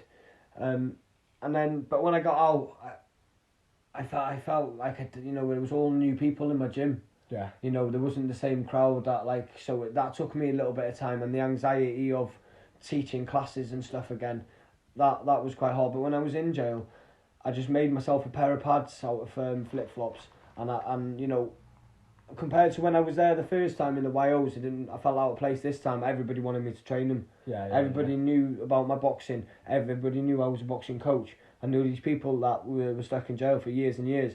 They wanted me to help them with their boxing, so that was my way of making money without having to sell drugs and that. So I could still have my habit of smoking weed every day. I could still have my habit of drinking 3-4 times a week, because these people that were making the hooch, these people that were buying the hooch and stuff, and they were selling the weed, and I all wanted me to teach them to box. Yeah. So all I was having to do all was... the pads will give you a pinner kind of thing. There you go. Yeah. So, you know, I was getting weed off people, you know, and I was never paying for anything, you know, like people just sorting me out. I never had to worry. It was nice.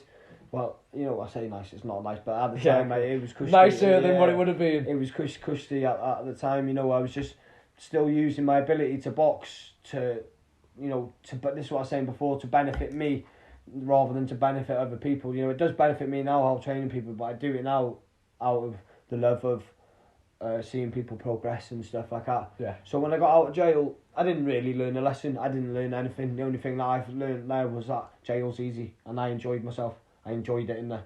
Yeah. It probably wasn't the best experience you could have had for your perception of what it was, really, was it? You know, I thought, it's not that bad. Yeah. You know, because I got on with everybody, and then, you know, I could handle myself a bit better now, and people knew I knew all the people there because it was closer to home.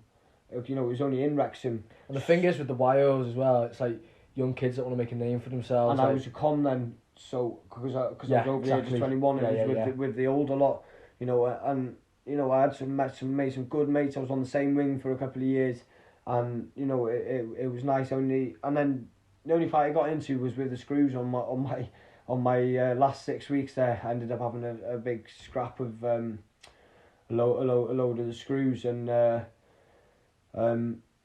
was over using a microwave. You know, so they were coming on the wing to twist someone up, and my food was in the microwave. And I had about a minute left, and the screw was like, he's like pushing me, and I was like, mate, I'm just grabbing my food, and he's pushing me because they can be quite aggressive. The screws, you know, that you hear a lot about how the prisoners are with the screws, but the screws are worse than us. Of course, you know, they're walking on with batons. Do you know what I mean? We're not. It's not always unprovoked, is it? Like no, it's not. It's not. You do get dickheads to just do it to the screws, and you do get good screws and that. But you get you know, when I just wanted my food out the microwave, and it just escalated, and he grabbed me from behind, and that's it. I just flipped him over my shoulder, and then he pressed the bell, and then they all came in, loads of them. And they just come like fucking from like cockroaches from the walls. Like they just honestly, when they press this emergency button, it's they all just come from everywhere. And anyway, so they all twisted me up. And then one of them was banging my head off. So I had one holding my arm, one on the other arm, one on my leg, one on my other leg, one on my back, and one of them fucking was smacking my head off the floor. And I had one of my mates that was on the twos. So the twos is the landing above, and Craig Linders his name is, and I never used to get on with him until we went to jail. We kind of had a little to-dos. Is he from Bangor? He's from Bangor. We had a little to-dos before I went to jail, so I was a bit cautious going on a wing with him. But we made really solid mates in there. So I think when you're in an environment like that and people from the same area, you make you stick together. You let go of what your beef was, and I became really good mates with him. Yeah, man. And when they were on me, one of them went, he's a boxer, snap his wrists. Whoa! And so Craig's just like, I remember I was getting choked out. One of the screws was choking me, and I could see myself like, you know, passing out like that. And they choked me out cold. But I remember Craig running down the stairs, and he started grabbing screws. Yeah, and just screws were getting thrown everywhere. You know, and he got into a lot of trouble for that. Yeah. For helping me. And you know, we dragged loads of screws off me, and anyway, I was out cold at this point. You know, I told them I couldn't breathe, and like they just choked me out. You know, I think when you're getting choked out against your will, you think you're gonna die. Yeah, and I thought this is it. I did. I sat there, I was like, I'm gonna die in fucking prison. I can't. And what a way to go. And you know, and then anyway, we ended up getting into trouble for that, but I got out on time and stuff like that. Craig took down the block, and you know it fucked up his jail, like, but solitary confinement for a bit and that. Yeah, but you know we laugh about it now, you know, thinking, you know, he did back me, you know, for someone that didn't really get on with me before we went there. He did back me there, like, and I'll always remember that forever. Mate, I can't tell you the amount of times where I've not liked someone, or like I know that they don't like me, and then months down the line, like, I end up having a fucking relationship that I would have never dreamed of them. Do you know what I mean? It's crazy, isn't it? I think that's growth, though, innit? Yeah. Like it's just maturing with strong characters as well. You're not always going to see eye to eye, are you? But yeah, that was probably the only thing that really happened in that prison sentence. But like I say, I got out and I felt that was easy. That, you know, I knew in my head that I was going back to jail at some point, because I just wasn't bothered. Yeah, I knew. Did you like not enjoy it, but like it was sound? I got through it easy. I didn't struggle. I think you need to have that struggle in jail, and what I miss, and like I missed my mum and stuff like that, and I missed my family, and you know, but I wasn't having a hard time in there. Yeah. You know, the stresses of outside life weren't there. I was a healthy living rep. You know, I was out my pad all day. I was training people to box all day. It was just like I was running a gym from jail. Yeah. You know, like without the temptation. I'm sure who else was who was the other healthy living rep with me? Go on. The Swan. Oh yeah. The Swan. The fucking Swan. So me and Gordon Watts, we were both the healthy living reps, and we were just flat out. So we get up in the morning, we're going to have a spliff. then we'd go and train a few people, then we'd go and have a few more spliffs. The screws would walk past your cell, so you smoking. It's a lot more strict there now than what it was back then, because it don't just open. I don't think tobacco was illegal then either, was it? You could smoke tobacco? No, it was. Yeah, it was, yeah. I think that was before, 2016, I think. Right. So this was 2017. And so me and him and my mate Tony Askins, he was in there as well. And we were just getting stoned all day, you know. It was just like being at home playing the Xbox, getting stoned, and I think that was bad because it was like I say, it was so easy. So when I came home, I wasn't bothered about going back to jail. Yeah. You know, so I didn't stay out for very long. You know, I think I was out of jail for, I don't know.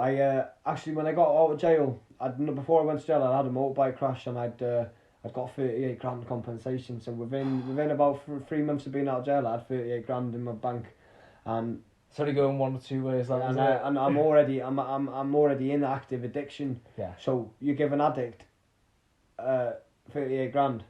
What do you think's gonna happen? Like, you know, I bought my brother a brand new Audi. Well, not brand new, but you know, a nice Audi basically. An Audi TT. You know, for everything he'd done for me in the gym and that. I bought my mum a brand new kitchen in her house and stuff like that. Went on a couple of nice holidays on licence, so I had a 2-year licence. So if I got caught leaving the country, I was going back to jail for 2 years. I wasn't bothered. Went straight to Dominican Republic, fight with my mate DJ. 5-star hotel, fucking me and him and the family. I had a fucking belt of time there. As soon as I got there, within 10 minutes, 20 minutes of landing in the country, I had fucking straight on the swag. I had it straight away, on the weed straight away. Even my mate was like, where'd you had that from?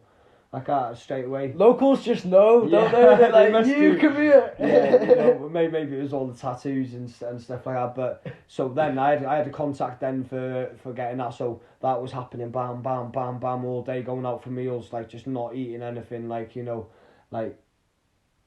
It was a bit of a mad one. Like, probably just letting a bit of steam off after jail. I ended up in a proper ghetto there. I went to a nightclub there, and no one would come with me that I was with, because, you know, my mate was on a family holiday, and the girl that I was with at the time, I was just carnage, so she didn't want to come with me.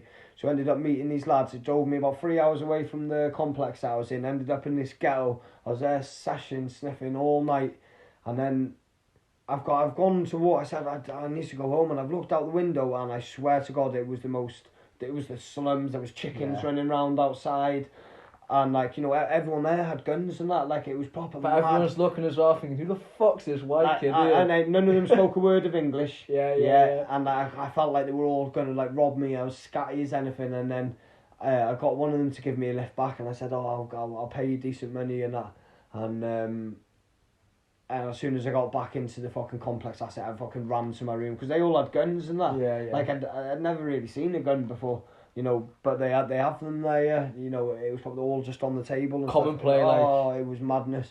It was like something out of a film. Like, I didn't enjoy that. I enjoyed that it when I was... That part of the world's just scary though, innit? South America, like. Yeah, I enjoyed it at the time when I was doing it, but then when it came to the morning and I realised, fuck, these are going to rob me soon. Yeah. You know, when they, like, you know, they're asking, how much money have you got in your bank? Yeah, and stuff like this. Where's your passport?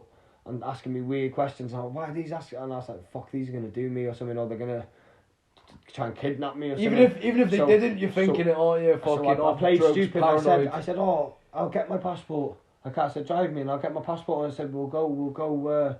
Blah blah blah. So as soon as I got to the complex, he wouldn't come in there because the locals weren't allowed in. As soon as I got in, I ran to my room like that. Yeah. And then I shit myself, and that was the last night of the holiday on that night. So we ended up going to a Coca Bongo like night, and it's like a club. It's kind of like a theatre crossed with a nightclub. Right. Like, it was the sickest night of it. It was good. It was a good end to the holiday, but I didn't enjoy that experience of being in that ghetto. Like, I felt vulnerable. Yeah. Yeah, of course. I'm not a good vulnerable, like a bad vulnerable, like, and so that 38 grand got absolutely blown. I didn't even have a pair of trainers to show for it, like, and I didn't realise how am I skint again.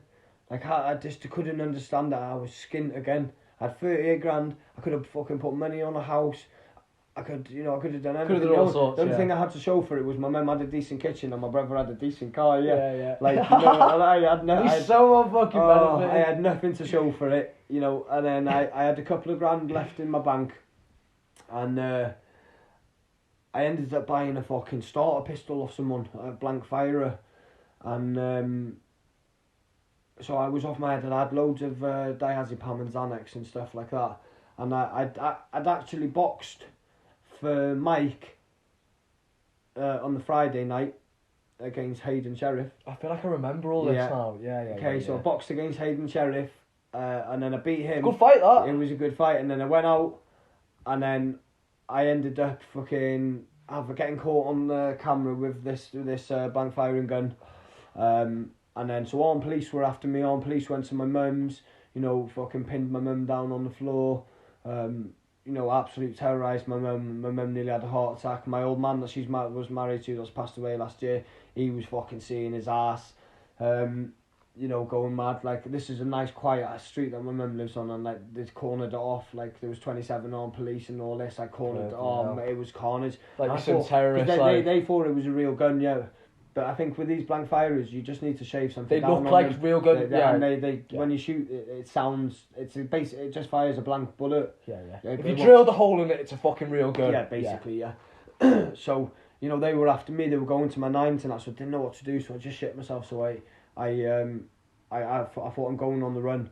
So I went to George's house. So I stayed in. I remember now because he was in that flat, so I didn't know, wasn't he? Yeah. So I went and stayed in George's for a bit, and you know, I was chilling there, still session every day. George was saying, "No, just you don't need to. Like, he's like, just have a smoke. You don't need to be on that." So anyway, I was having a smoke, and I was flat out drinking, flat out session. My little brother Ashley was with me, so. He just sort of came for the ride. He did, like, he was like, I'll come on the run with you. Do you know I'll keep you company. Like, so he sort of came along with me, and then I felt like people were starting to know where I was. So I went to Manchester to stay in my mate's Askins, and I stayed there for, I don't know, maybe a month or something like that, you know. And then, you know, I was running out of money, and the only thing I had left was I had a $3,000 gold chain. And I had to pawn that, and they fucking only gave me 1,200 quid for it, and I was nearly spewing. So I had to sell that for 1,200 quid, and I took a big hit on that. But was it $3,000 worth of gold? Yeah. Why didn't you just fucking scrap it? Because I don't know. They were asking for ID, and when I went to the thing and all that. I'll phone you back. Give me 20 minutes. So they were asking you for ID. So they're asking me for ID, and I was just, because I was sniffing every day and stuff. I was paranoid, thinking, oh, if I give my ID, I might. They're gonna get you. Yeah, gonna get me, that sort of thing. So, and when I was running out of money, and you know it was coming close to all the kids' birthdays and stuff like that, and getting close to Christmas, so I kind of wanted to get caught a little bit. So me and Ashley decided we're gonna go home. And then we came back to Bangor, ended up having a fucking another little bender there, you know, went on a bit of a hard one there.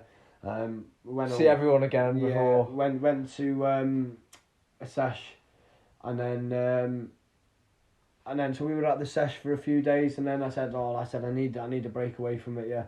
So we went and stayed in a hotel in Llangefni, and so I said to Ashley, I said, listen, go and order some breakfasts. Like that, and get some coffees like that. So anyway, so I was rolling spliff. He's gone downstairs. He's ordered the breakfasts. Breakfasts have come to the door. So I'm scranning mine. He's sat next to me, and then so he's the coffees hasn't come. So anyway, there's a knock at the door. So I said to him, "I'll go and grab the coffees." Fuck, he's opened the door. It's only armed police, isn't it? Oh, so I've gone to the window. Like, looked at, because the window's right next to my bed, so I just pulled the curtain like that, and I just seen the place was surrounded at, so I just sat back down on the bed and I just carried on eating my breakfast. Yeah, at least get this down, like. Yeah, like, get on the floor! Like that, and I was like, nah, I'm eating my breakfast and knew what was coming. Yeah, I've got 2 bacon and a sausage left, mate. I had another 2 assault charges from whilst being on the run for people that I battered whilst being on the run, because I was just on a bit of a rampage, and I pistol whipped someone with this blank fire, like, and you know that lad must have fucking shit himself because he didn't know if it was fucking. He's thinking it's a real gun, of course. Yeah, do you know what I mean? As you would. And so I knew I was going to get some heavy charges, and I was on licence. You know, so I had a 2-year licence, and then I was looking at whatever time for the gun, and then I was looking at whatever time for the assaults. So I thought I'm eating my fucking breakfast, yeah. And he was just shouting at me like, sticking. I've got charges out the arse coming here, mate. Sticking the guns on me. I said, listen, mate, fucking I'm fucking got my boxes on. I was like, eating my breakfast. Anyway, got twisted up, fucking dragged out, thrown on the sweat box. I was in Birmingham by the end of the day. The next day, special court, straight to Birmingham, activated my recall. How long did you get? I think I ended up doing about 3 years. Was it that time, or 2.5 years, something like that? So you only do half your sentence, or 5. I think it was about 2019 you went inside, was it? Yeah. Something like that. I remember it all happening at the time. Maybe it was a little bit earlier than that, to be fair. So I was there for another couple of years again. Were you in jail during like COVID and all that? Yeah, so I did all COVID in jail, and I did the 18 months of COVID before COVID kicked in, but there were the COVID restrictions in prison. You were only allowed out yourself for 20 minutes a day. And that's just a breeding ground for mental health problems. Of course, you know, I was padded up with one of my good mates, Gordy, and we were kind of there for each other. You know, I think if I didn't have him at that time, I had a few lads from Bangor that was on there, but I only got to see them for 20 minutes there, or when we were shouting out the windows, taking the piss out of each other, stuff like that. We were there for each other. But me and Gordy got like a really good connection there, and I'm still good mates with him to this day, because there's fucking so much battleships you can play. Yeah, we're playing cards and stuff like that. But there's only like it got to the point where we were watching repeats of like Antiques Roadshow. Yeah, and stuff. I've fucking seen this. Do you know what I mean? Like we'd watched everything with completed TV. Yeah, with absolute completed TV. So by this point, it was just we had a folder full that because Gordy had been in for a few years, so we had this big folder of CDs. And we just flick through them, and that's when I started listening to reggae. He got me into the reggae, and he's like, listen to this, and showed me a few tunes, and I still listen to some of them tunes, and like I do think it wasn't a good time when I was there, but when I think back, they're good memories because he was there for me, and we were there for each other, so it's a good memory in that aspect. But I didn't see my mum for 2 years. I didn't see any family members for 2 years. That must have been hard for both of you, like on either side. Yeah, it was hard to not, because my mum said to me, she wasn't allowed to come there anyway because of the COVID, but she's told me she was done with coming to jail. Yeah, she's like, how many times do I have to do this? This is the 3rd time now, Jamie. Do you know what I mean? My mum's, she's epileptic. She's an ill woman, and she's up and down the country on trains and lifts, and waiting. So just to see me for an hour, it's a whole day. It's a military operation just to come see me for an hour, just to upset herself. Yeah, of course. Just to cry all the way home, just because she had to leave me there. Yeah. As much as they want to go, they don't want to go, do they? Yeah, and it's horrible. And she'd had enough of that, and I'd had enough of it for her. To be honest, at that point I'd given up on life. Yeah, I didn't. I was just waiting for either someone to kill me to kill someone. Hit someone and hit their head or something like that, or have an overdose, or I was just waiting. I thought that's what was made for me. Yeah. I didn't see any. That was going to be your undoing at some point. Yeah, I didn't see any light for me. So yeah, and then when I got out that time, and I'd lost my gym. During the COVID and everything, my brother had to give it up. He's like, mate, I've had this gym for 2 years for you whilst you've been in jail. He's like, you've been out fucking a few months. He's like, mate, now you're going back for another 2 years. He's I can't do this. He said, I've got a life, I've got kids, I can't afford it. He's giving up so much. It did seem though when you came out that first time, he's back now, he's back. Yeah, I did get a couple of fights and that together, but that's how good I was. I was convincing people that I was good. Yeah. I nearly convinced myself that I was alright. Yeah. It did seem that way though. He's active, he's in the gym, but obviously you were still doing the things that you shouldn't have been doing. Yeah, I was still being naughty behind closed doors and that. Like I was sniffing all day in between clients and stuff, but I just hid it really well. Yeah.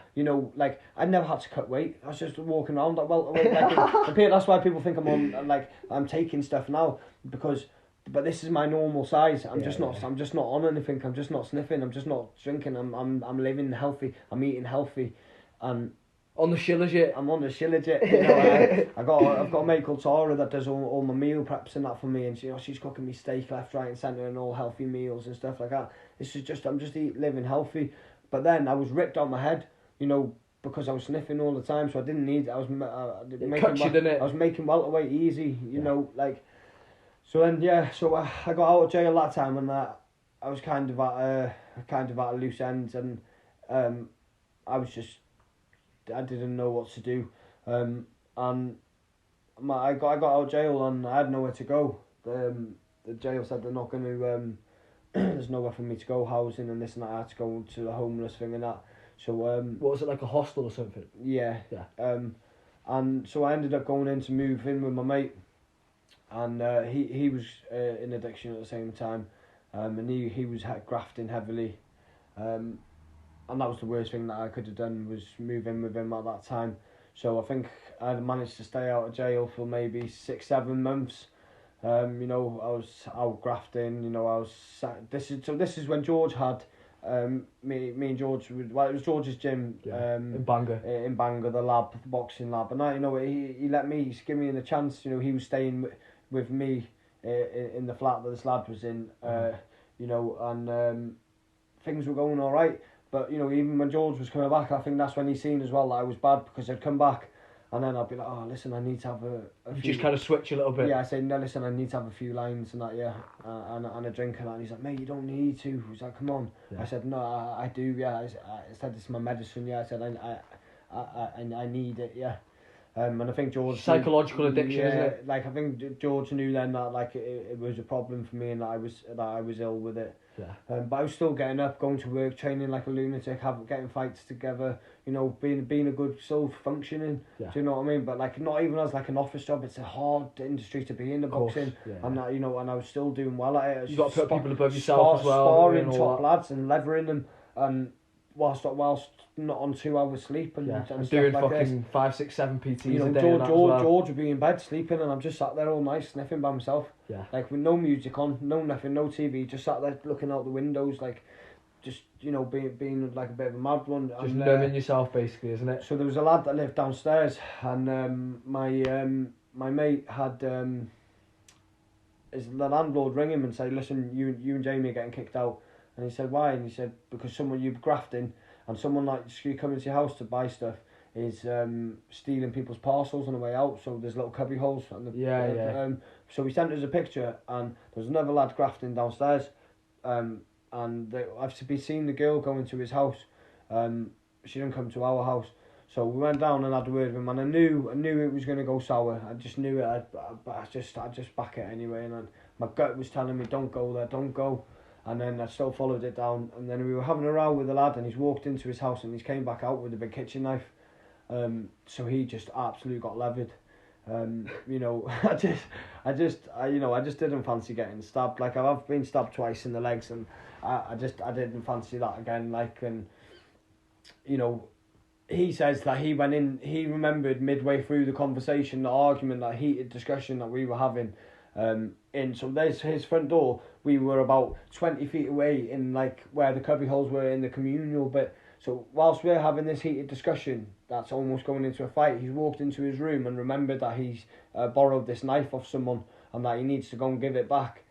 This is what he said in court, and the court bought it, you know. And then who goes and just randomly borrows? This is what I mean. So he's came at us with the knife, and you know, we've just battered him, but we did take. But as he's on the floor, he's still trying to grab the knife and that. So we're just. There you go. You don't want to leave anything that could fucking give him a chance. Yeah. So do you know what I mean? Like, but once we'd knocked him out, you know, put him in a recovery position. Like, I don't know. I feel like that's stabbing someone and driving them to the hospital, like proper Chopper Reed. Like, but I'll get out them. So my mate stayed there, and then as soon as the sirens were coming, I just got off and went on the run again. Yeah. And then I was on the run for a few weeks, and then I handed myself in, and then, you know, they started because it was during that time with the Black Lives Matter stuff, and you know they were trying to say it was a racial attack, and was the dude black, was he? Because he was black, yeah. But I'd been mates with the lad for years, but I just had a daughter with a girl who's mixed race, so I had a mixed race child myself, so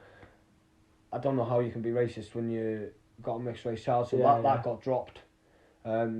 You know, because it wasn't a racial attack whatsoever. The fact was he had the knife and he was coming at us with it aggressively. So we. If you didn't have a big extensive threat. record, you probably could have passed it as fucking self-defense, couldn't you? Yeah. So because of the boxing license, they said that it was a fair fight basically. Because it's classed as having a weapon in it when your hands are akin to weapons, basically. Yeah. And then so I got sent back to jail for that, and I ended up being padded up with my mate that I did the crime with. So we ended up doing that sentence, and I think I was there for another, I don't know, 18 months, maybe a year and a half, something like that. I've done 7 years in total, and then so he got 3 years, I got 2.5.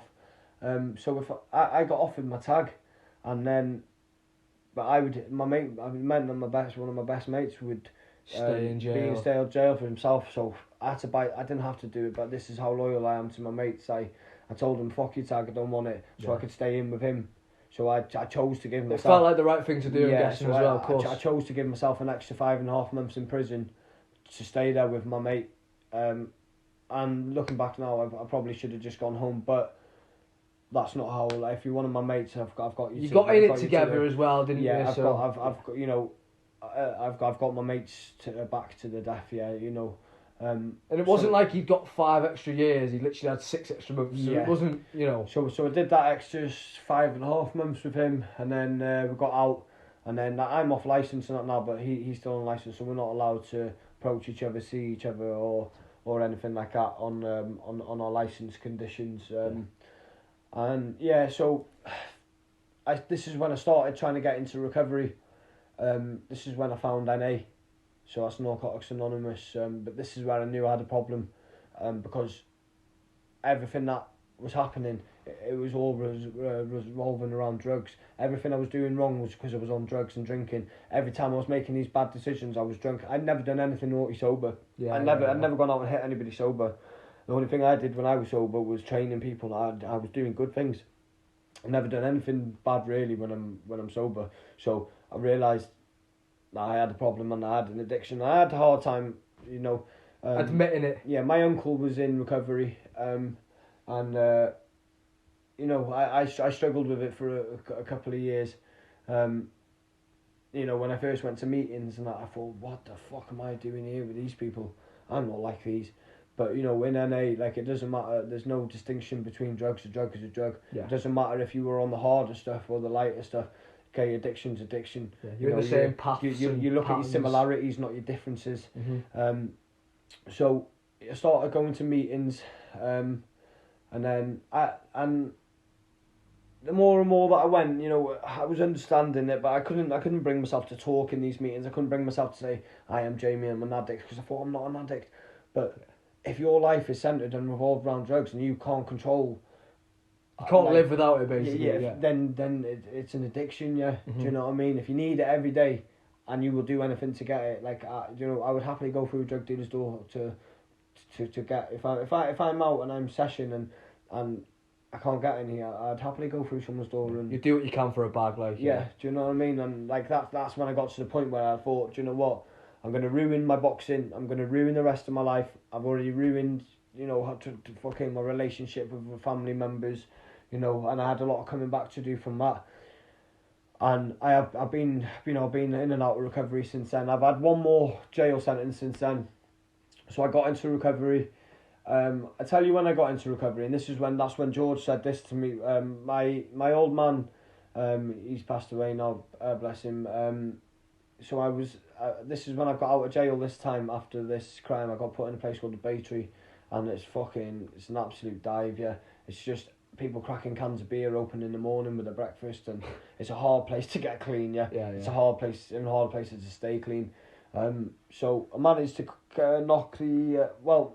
I was doing things like with my mum. I was making plans with my mum all the time, and then not turning up, and then my mum was hearing what I was doing and getting on, and my mum with stress has epileptic fits, so I was making my mum ill.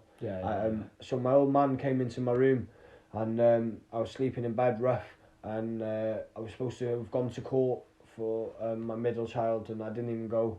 Do you know what I mean? I put all the work in to fucking go there, when I was in jail and I was a bit more sober. And then when I was out, I fucked that up. Yeah. So he just slapped me in the face, and he's like, "You're fucking making your mum ill, this and that." And I remember thinking, fuck, and I thought he's never going to speak to me again. And he was just stood by the door, and I was like, "Why are you still stood here for?" He's like, "Get your fucking walking boots on." He's like, "We're going up a mountain." Yeah. I said, "I'm rough." He said, Fucking loves you, mate. He doesn't want to see you like that. So he didn't. I thought he was just going to storm out the room, but he didn't. He just stayed there by the door, slapped me in the face, and I thought fair dues to him, because not many people fucking slap me in the face like first thing in the morning. Do you know what I mean? And because I didn't know who it was at first, I was like, and then, and I thought fair dues to him, and then he was just, I thought, oh, he's not going to speak to me again now. And he was just stood by my bedroom door, and I was like, "Why are you still here?" And he's like, "Get your fucking shoes on, we're going up a mountain." And this is when my hiking sort of started. So he took me up this mountain, and I said, "Oh, is my mum cooking a Sunday dinner today? It's rough as toast." And he was like, you're getting the fucking Sunday dinner after you've hit the top of this mountain. So he took me to the top of this mountain with me and my, I call him my nephew, Tommy, but he was my old man's grandson. Right. But I class him as like my nephew. He's a really good lad. And do you know what? I was rough as toast, but I had like a little kundalini. Do you know what a kundalini is? Yeah. So I had a little kundalini at the top of this mountain. You mean like a spirit of energy? Like a spiritual awakening, Yeah, sort of right. like, and I realised at that point that I wanted to get clean. Yeah, and You mean like an epiphany? yeah, like so. Kundalini is like kind of like an energy sense, like just so something like I just felt inside, like just looking at the horizon, and I sat there, and my old man gave me a hug, and he said, "You're stronger than you think, and you can do this." And he said, "Anything you want." He said, "If you put your mind to it," he said, "you can be a British champion at the end of next year." Yeah. And stuff like that. And he just said some motivational stuff to me, and some harsh stuff as well about, well, I'm going to kill my mum, and if I carry on the way I'm going, my mum will die, and it'll be on me. Harsh truths. And it is the harsh truth, and I needed that sort of stuff, and and I just woke up inside me and said, like, I can do this. And I think I've had 2 relapses since then, and one of them relapses was because not long after that he died. So he was only young, 62. And that hit my mum hard, and I had a relapse on that. And I got sent to jail the day before his funeral, and I only got sentenced to 8 weeks, which was the last of my recall, and I didn't commit a crime. I'd stayed out of my address for a night, couple of nights or whatever. Were you on tag or just like a curfew? I had to, under my license agreement was to stay at my address. Yeah. But it was a curfew though. Yeah, basically. So someone had grassed on me for staying out, and when I went to probation on the Monday, they recalled me to jail. The funeral was on the Tuesday. I was supposed to be one of the pallbearers, and that was just a crazy day. That was they took me to the funeral the next day in handcuffed to screws. I wasn't able to carry him, and it was embarrassing. He was a military man. His nickname was the Colonel. Yeah. And everybody was there suited and booted. They were doing with the horns, the military send off, and I'm sat there fucking handcuffed to 2 screws. My mum's crying her eyes out. I'm having to hug her and lift these other blokes' hands up with him, and everyone. You couldn't be there the way you wanted. I could feel like everyone was looking at me like shit, like, oh, he's at it again, because I was doing quite well. I was clean. I've always struggled to get past 30 days. I get to 30 days and then I'll end up having a spliff or something, or I'll end up having a drink to celebrate getting to my 30 days. Yeah. Some fucking, not the celebration you need, is it? Yeah, no, or something will happen, I normally after 30 days, and I think, oh, I've done well anyway, bam, and that, like, it's just, that's my addict brain trying to convince me that I used to have a good time when relapses are normal though, mate. I think they are, yeah, Not everybody's recovery needs a relapse, but I think majority of people do, and so I got sent to jail for that, and that's when I knew I would never go to jail again on that sentence, because that 8 weeks felt like the longest and I was actually padded up with Grant Williams. Oh yeah? Yeah. No way. Yeah, and he got me through a hard time as well. He really did, yeah, because I was going through a hard time, and I was with a girl at the time, and she fucked me off. But do you know what? I'm really glad she did, because it allowed me to because I was, I started smoking weed again, because she was smoking weed and stuff like that, and I didn't need her to smoke it. I would have done it myself anyway. Do you know what I mean? But the fact that it was there allowed me to get out of jail clean, slated, with no like needing to be there for other people. I could just be there for myself, and I knew that I was going to get clean, and like I've had one relapse since then, so I got out in October last year. No, I got out in October last year, and then 2 weeks after being out, I boxed on Mike Egan's show on Halloween. So I got out on the 10th of October. Against Pete, wasn't it? No. Sorry. It was, wasn't it? It was. No. No. Because you had an exhibition. Well, okay, so you had an exhibition that night, didn't you? Do you not remember? Fucking the Swan. That was before. Sorry, that was before I went to jail, but for the 8 weeks. Right. Okay. So I went to watch. That was in the summer, wasn't it? Yeah. Okay. And it was Alan Layton that was my comeback fight, because I went to watch George. Okay. I went to watch Mike Egan fight his first fight back after having cancer, and that was one of the things that made me want to get clean as well. Well, I remember seeing you that day, and I think you just got out of jail then, had you? Yeah. And Mike said the same thing to me. He said, "Do you know who you remind me of?" And I said, "Who?" He goes, "Remember that lad that used to stop me?" Because I said, "Mike, I'm going to fight again." I hadn't had a fight for 3.5 years. And I said, "I'm going to fight again. I'm going to come and fight for you." And he said, "Do you know who you remind me of?" He goes, "That lad that used to fucking stop me in Llandudno all the time, pissed and like that." And that like hit me, like fuck, you're right. Like and I seen George win that title that night, and I seen Mike come back for cancer, and I'm thinking, this fucking man has been nearly dying of cancer, and he's still managing to come back, and if he can do that, I can get over this addiction. Yeah. And it was around about that time that George said to me about this, do not borrow your happiness from tomorrow. And then so then I went to jail for that 8 weeks, and I got out, and in that jail sentence I knew I was never going to jail again. I knew I just knew it. I knew it was different this time. Yeah, and the situation fucking going in and all that.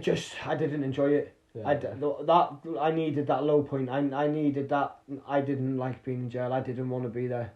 There was a big fight between the Scousers and the Welsh lads and that. And normally I'd love to do that. I'd love getting involved in it and that. I just didn't want to get involved. I didn't want to be there. Yeah. And that's what I needed. You'd seen through the facade of jail and all that. That's what I needed. Point. I needed that point in my life, and I'd been waiting for it for 30 years.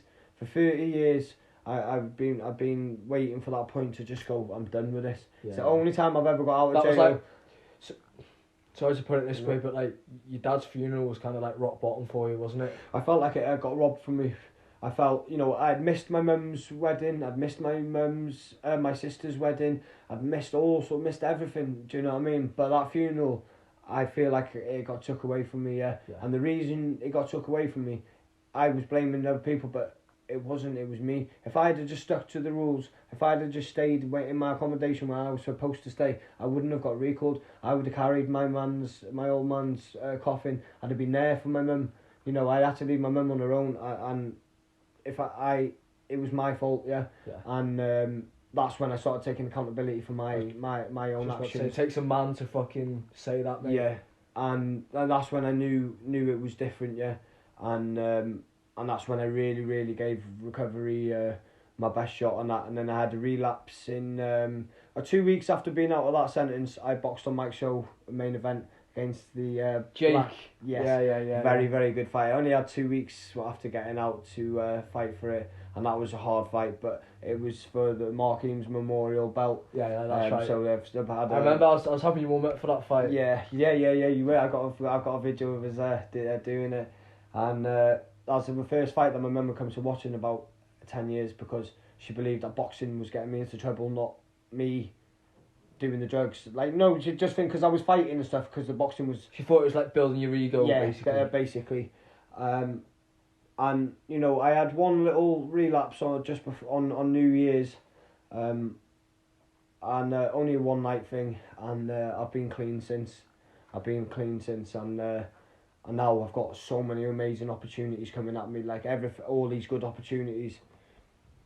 So yeah, let's talk about these opportunities you've been getting then, mate, because you got 2 really big fights coming up now, haven't you? Yeah, so I feel like I could have been offered these fights before, or these opportunities could have come before, and I would have taken them, but I think I would have been beaten. I needed to be the best version of myself for these fights. I needed to be clean, and I feel like since I've been clean, I think I'm 55 days today or 56 days, something like that, and that's the longest clean time I've ever had in my entire life. Yeah. I know before, because when you came up that time, when Azzy fought Gord, you'd stop doing the drugs, but you're still smoking weed and stuff like that, weren't you? So you were on the way, weren't you? But now it feels fucking solid. It's just set in place, and I'm understanding it. I'm getting it. You know, I'm working a 12-step program. I'm just not looking at the drugs that I'm taking. I'm looking at my behaviours, the way I treat people, the way that my words affect people, the way my actions affect people. It's not just about being an addict in the fact of taking drugs. It's about them behaviours, them being a nasty person when I'm on it, and you know, and just trying to make amends basically with all the people. And I feel like the more that I'm doing that, the better the opportunities that are coming my way. You know, so I've started getting clean. Bang! I've been off it. I approached Gaz Storman because I was ready to go back into training people, and I was ready to start giving something back to my community with boxing. And Gaz Storman has just fucking given me an amazing opportunity at the Pound. Yeah. You know, he's made me the head boxing coach there. And you know what, to be fair, I've lit a fire under his ass. You know, he said to me the other day how proud he is, and he said to me, you like a piece of furniture here now, and stuff like that. And that really hit home, because this man is a man that does not take shit. You get one opportunity with this man, and if you fuck that opportunity, then it's game over. You don't, doesn't matter how good of a coach you are, you fuck it up once, you do anything wrong, you're gone. Yeah. As simple as that, and I haven't fucked it up. That's the longest that I haven't fucked nothing up. And I had this opportunity before my relapse, before Christmas, and I still didn't fuck it up. Even though I had that relapse, I still didn't fuck it up. Yeah. I think it's lucky that it was Christmas time and everybody was kind of off work and didn't want that sort of thing. You can't get away with it, yeah. I kind of got away with it, a little slip. But, you know, things have been working since then. So, on the weekend, next weekend on 2nd of March, I'm fighting on Mike Egan's show for the BBU British title against Stuart Maxwell from Scotland. He's a good Scottish fighter, Scottish champion. He's coming down to Broadway Boulevard, and you know, I've never been able to get sponsors and stuff before because nobody wanted to put the name on my shorts. I wouldn't want to put my name on my shorts, even though I was a talented boxer. People didn't want to be associated with me. People didn't want to know. It was the Jamie Edwards outside of the gym. They didn't want to be associated. Yeah, with exactly. So I've managed to have sponsors, and they paid for a brand new kit and stuff for me, and you know, it's got my old man's face on it, and it's got his name on it, and it's in the Everton Blues. He was a big Everton fan, and you know, He was a good man then. Yeah, he was the best. Yeah, he was just. And I've never supported a football team, and he's always tried to get me to wear an Everton kit. And like, I know that he'd be up there now thinking, "Fuck yes, I've got him." Managed to get him in blue in a football number. Do you know what I mean? My mum's happy with the walkout kit and stuff like that. So that's a massive opportunity for me, and I just feel like it's coming at the right time. And I've got a fight in June, I think it's the 15th of June or July, against Jordan Bell for the Celtic title. Huge local fight. Huge. Everyone wants to see it because, you know, Jordan's been so active over the past 3, 4, 5 years. And did he train with you in toe-to-toe? Yeah, so he used to box for the same club as me in the amateurs. Right, okay. And he used to box in the same club as me in the semi-pro. And then obviously I've been sat in jail and he's been climbing the ranks. Yeah. But everyone's always had this little question in Bangor: who's the better boxer, Jamie or Jordan? Jamie or Jordan? And I think I was the king of welterweight at one point. And then I've just been up and down the weights a little bit since, just trying to find home. But I think 67 kilo is going to be the where I'm heading at, because I'm walking around about 70, 71 kilo. So I can cut that weight on a fight camp. Do you know what I mean? And still be healthy with it. But this is an absolute massive fight. You know, people are dodging each other around here. No one wants to fight each other. People are too scared of getting a loss on their record. But for me, I just want to not disrespect my sport. I don't want to disrespect the fans by... They want this fight, you know. But a lot of people are like... It's not a false fight. It's not a fucking give me. It's a It's a fight, yeah. Yeah. It's a 50-50 fight, yeah. And it's what everyone wants to see. we've all been told. Ozzy Thomas called someone out on his show, didn't he?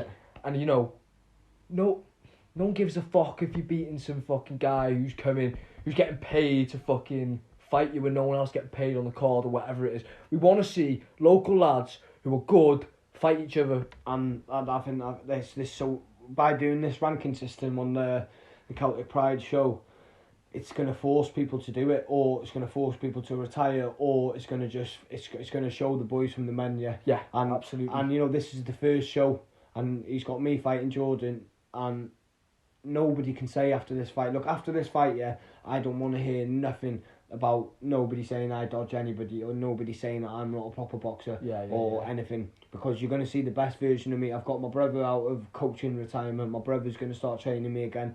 I'm going to start doing bits with Craig Winter and Pete Salami. I'm going to do a lot with him in the future anyway. I've been speaking to Pete about linking up once he retires. He'd be very good sparring for you, similar weight and all stuff like that. Not even that as well. I mean, when he's finished with his boxing, he's going to take me under his wing and start giving me some coaching and stuff like that. Me and Peter spoke about because Pete's an ambassador for recovery. So Penryn House is where I go to my NA meetings, and Pete's actually an ambassador for it. So he was dealing with helping people in recovery before I was ever in recovery. He's got 2 of his belts, and there's one of them's the BBU. So every time I'm in recovery, I'm there about 4 or 5 days a week. I have to walk past this BBU belt, and it just inspires me, and I see it, and I want it, and I've been manifesting it. And every time I meditate, I've been manifesting to want this BBU belt. And bang, I didn't ask Mike Egan for this opportunity. He got it for me. He's offered it to me.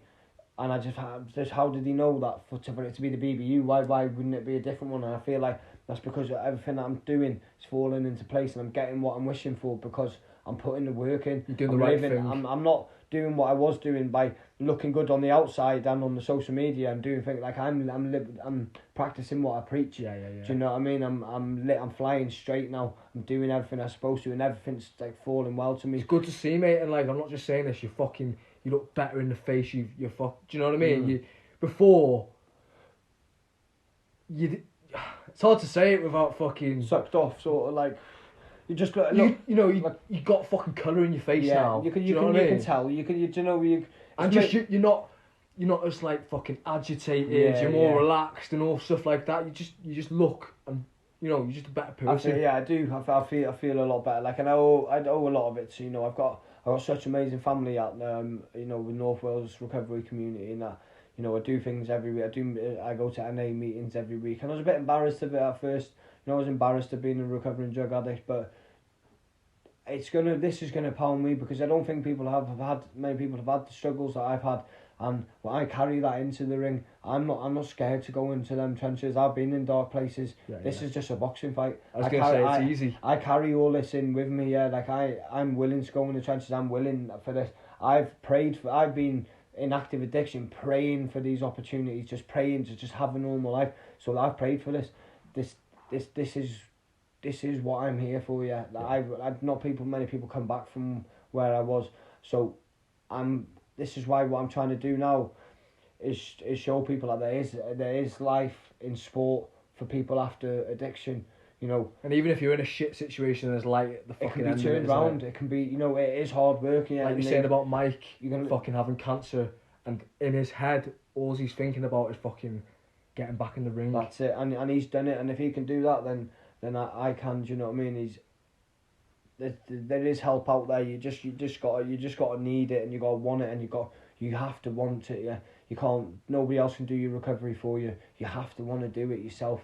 But the thing is, mate, it's always been there for you. Like we've spoke over this podcast. Your mum believes in you. Your dad believes in you. Mike's always believed in you. Me and George believe in you. Everyone around you believes in you, mate. And it was always me. You were in your own head.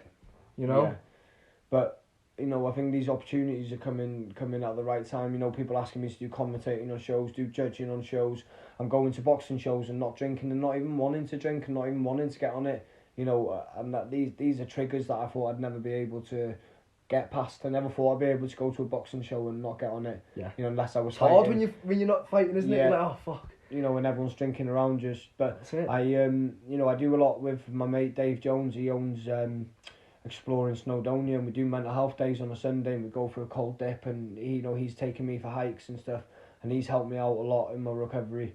I owe him a lot as well, I owe my Uncle Stephen, I owe him a lot, I owe all my sponsors and that, they've all helped me out and that, but these are all people that believe in me, and do you know, I'm starting to believe in myself again. Yeah. And I think that's the most important thing, mate, because everyone else can fucking believe in you, all the people I've listed and all the people that you've just said, but if you don't believe in yourself, mate, it's never going to fucking work. Yeah, exactly. But it's getting there, things just, I've got a woman called Saf that she's in recovery with me, and I've always had a problem with women because I've had such bad experiences with women, and I've got Tara there as well, and these women have restored my faith.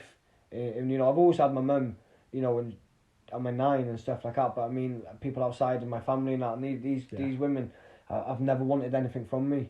All they want is for me to succeed, and they just want for me to do well, and I can, anything I've ever said to staff, I can cry, spill my tears and that to her about what's going on in my life, and she advises me in the best way, and she never tells anyone. I'm used to telling people something, and then the whole town knows it. So there's people like Saf and Tara and Tony. I've got a sponsor now, Scott. He helps me out. I've got Lee. These are all my people that are in NA and stuff like that, and they're all there for me, and it's like the family I didn't know I needed. So I've always said this, that Saf was like the NA mother that I didn't know that I needed. And like she bought me like a crystal the other day, but it's been carved into an arrowhead. Oh yeah. Like, and it because she said you're like a warrior sort of thing, and like just little things like that. To me, when I would have walked past people like this in the street years ago, but now I've been put in this place at this time for a reason. I'm there to help other people, just like these people were there to help me. Of course, yeah. And you only keep what you got by giving it away, and that's what we're taught in NA. Is you don't get better yourself, and then just stop. Because you gotta get better yourself, and then you gotta help other people get better. That's how it works. You can only. It's important to give back, of course. That's you only keep what you got by giving it away. Do you know what I mean? And my Uncle Stephen, he's always there for me. He's helping me out in loads. He's took over all the selling of these tickets for me for this fight. When he took that stress off you. Yourself how stressful it is.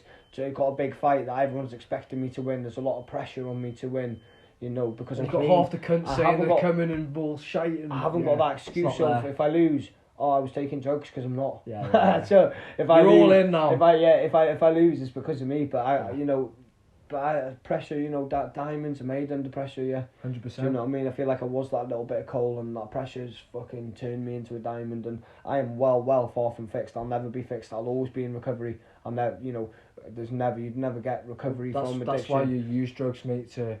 This is why block things out from the past and fucking help you deal with your situation now and all shit like that. Yeah. But I'm guessing you're learning that now, aren't you? Do you know what I mean? Like you're saying, you're seeing these patterns, you're seeing the way you speak to people, you're seeing how you treat yourself. Yeah. It's definitely, it's getting easier. I still get my bad days.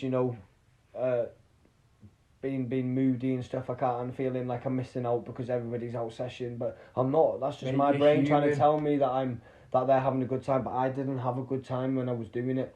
When I was doing it, I was praying to not do it. So, by the fucking, I am never going back to that person that I was. There's not a force on this earth. Even if my mum died tomorrow, I wouldn't use on that.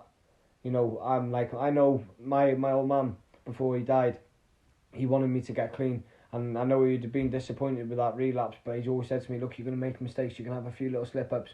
And my mum told me the other day, she said that before he died, he said, look, it's different this time with Jamie. He said he's going to have a few little slip-ups, but it's different. He's going to get clean. Yeah. My mum didn't believe him. He'd be so proud of you now. My mum didn't believe him, but now my mum believes, and my mum, like, she's coming to my fight and stuff like that, and we've all got matching T-shirts, and, it's just going to be good, and I'm just hopeful for the future, and I genuinely believe I'll beat this Stuart Maxwell on Saturday, and I think I'll beat Jordan Bell as well. Yeah. I believe in myself. I trust in my sources. Don't get me wrong, I know it's going to be a hard fight. I'm going to have to be fit. I'm going to have to be in the best boxing ability of my life. That's what you want though, isn't it? I'll beat him. Yeah. I will. I'll win. I will. I don't know anything about Maxwell, but I know Joe's going to be a tough fight, and I like Joe. I've sparred him myself, but you know, I'm backing you for the fight. Like, yeah, man. Thank you. as much as I like Jordan, I'm good mates with Jordan. But like me and him, it's no beef in it. There's no animosity in it. It's a boxing match. He's just a genuine guy as well, isn't he? Do you know what I mean? Lad. There's no fucking bullshit with him. Yeah. Like he's just sound, isn't he? He is. He's a good lad. But mate, I had loads of other shit to talk to you about. We'll do another one. But I was gonna say, in 6 months, it'd be good to sit down with you again and talk, and look back at this one, and then talk about what you got, what's happened over the last 6 months, and then what's gonna happen going forward. So yeah, 100%. I tell you what, I'll ask you one quick question because 2 people asked me the same kind of question. So I'm gonna ask you. So Dean Redmond said, "Who's hit you with?"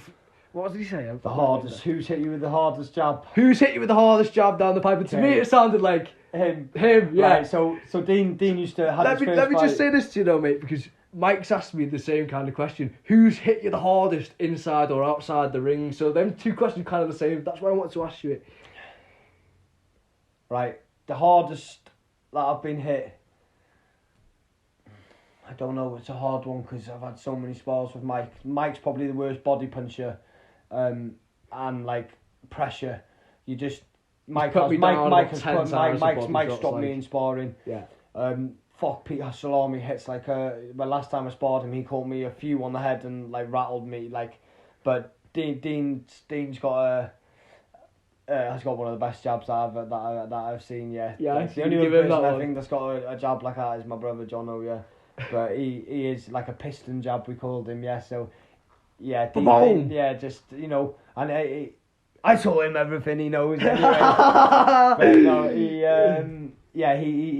Dean's got one of the best jabs. Yeah, he's just fishing for compliments. Yeah, no, it sounded like it. He's just fishing for. So he's got the best jab. Who's hit you the hardest inside or outside the ring?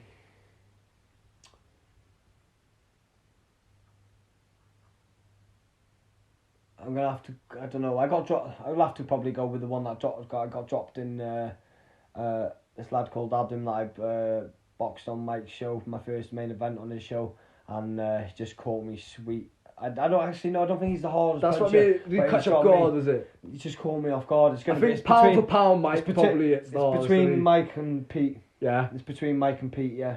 It's a hard one to pick between them. They're quite different as well, aren't they? Yeah. But definitely, I've been hit by Mike more. Yeah. But last time I sparred Pete, like he gave me a noose. I found respect for him. Like he does hit hard. Yeah. Right. Okay. Just to finish off, then, have you got anyone that you want to thank? Yeah. I just want to give a shout out to my sponsors. So I want to shout out to Rambo's Barbers. He's currently giving me an apprenticeship in his barbershop to help. He knows my past and my story, and he's just giving me helping me out and by teaching me to cut hair to give me something after boxing. Nice. And he's also sponsoring me in my boxing. Adam Paul's photography. He's helping me out with all my pictures and stuff like that. Glanna Gorse dogs. Shout out to Deco and Shay from there. My 2 little mates. They train with me as well. They're 2 little animals. Ian, is it? Yeah. Yeah. And then I want to shout out to Choppy. He's one of my brother's good mates, and he's helping me out with some funding for this fight camp now because I got let down by a sponsor, who basically bumped me fucking £100 the week before a fight. I've been asking for ages for him, and that's another long story. But he's been fucking sacked.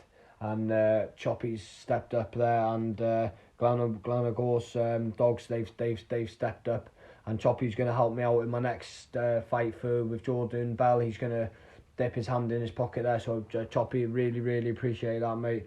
I want to thank More Naturals as well, Yanto. Thank you, mate, for all the supplements and advice that you've given me and being a friend throughout the years and that, mate. I really appreciate it. Really wise man, mate. And I'll talk more about you on the next episode that we do about your supplements and your mushroom blends and definitely maybe we'll get you and Yanto one together. That'll be quite good. Yeah, I think Yanto would be up for that. And then the last one is for Ogwen Roofing, Ishmael. I only met him this year, and this lad has really gone. He's helped me out so much. Anything that I've needed, he's got it for me. Any hydration bottles, anything like that. He's paid for some of my kit.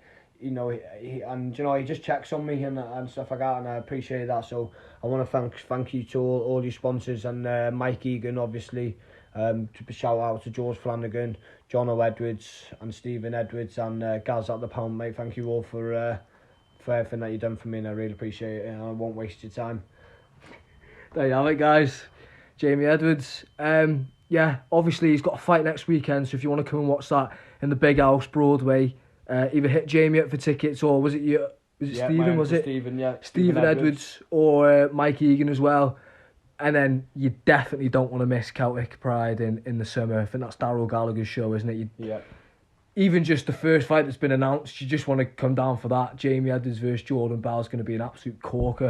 And I'm sure there's going to be loads of other good fights on there. So, yeah, thanks very much for listening. Anything else you want to say, mate? No, that's it. Thank you for having me on. Anytime, brother. Appreciate it. Thank you. Anytime. Thanks very much. I hope everybody enjoyed that episode of the podcast. Definitely, obviously, the longest one I've done before. And the most serious one I've done before as well. And I think it was a really good opportunity for Jamie to let the past be the past and kind of get everything off his chest, and not leave everything in the past, because, you know, it's helped him become who he is now. But, you know, like I say, getting everything off his chest and just looking straight forward now and doing his thing. You know, obviously got 2 big fights coming up and all stuff like that. And I hope it's been a bit of an inspirational one for people, because, you know, obviously he's talked about looking at Mike's situation and that giving him the thing in his head to go, well, I can fucking overcome my own struggles. And, you know, I hope people listen to this and look at their own struggles and maybe think, oh, well, Jamie's had it way harder than me, you know, and if he can do that, then I can get over whatever struggles I've got. And I hope that can be a thing for people, yeah. So, you know, as I always say, if you've enjoyed it, let me know, send me a message. You know, if you're watching on YouTube and you haven't already, then, like, please subscribe. Don't want to sound like one of them dickheads, like, hit the subscribe button, guys. But, you know, it's nice. It keeps you up to date. You know, if you don't see it elsewhere, you know, it comes up on your feed and all that good stuff. So, yeah, thanks very much for listening, guys, and see you next time.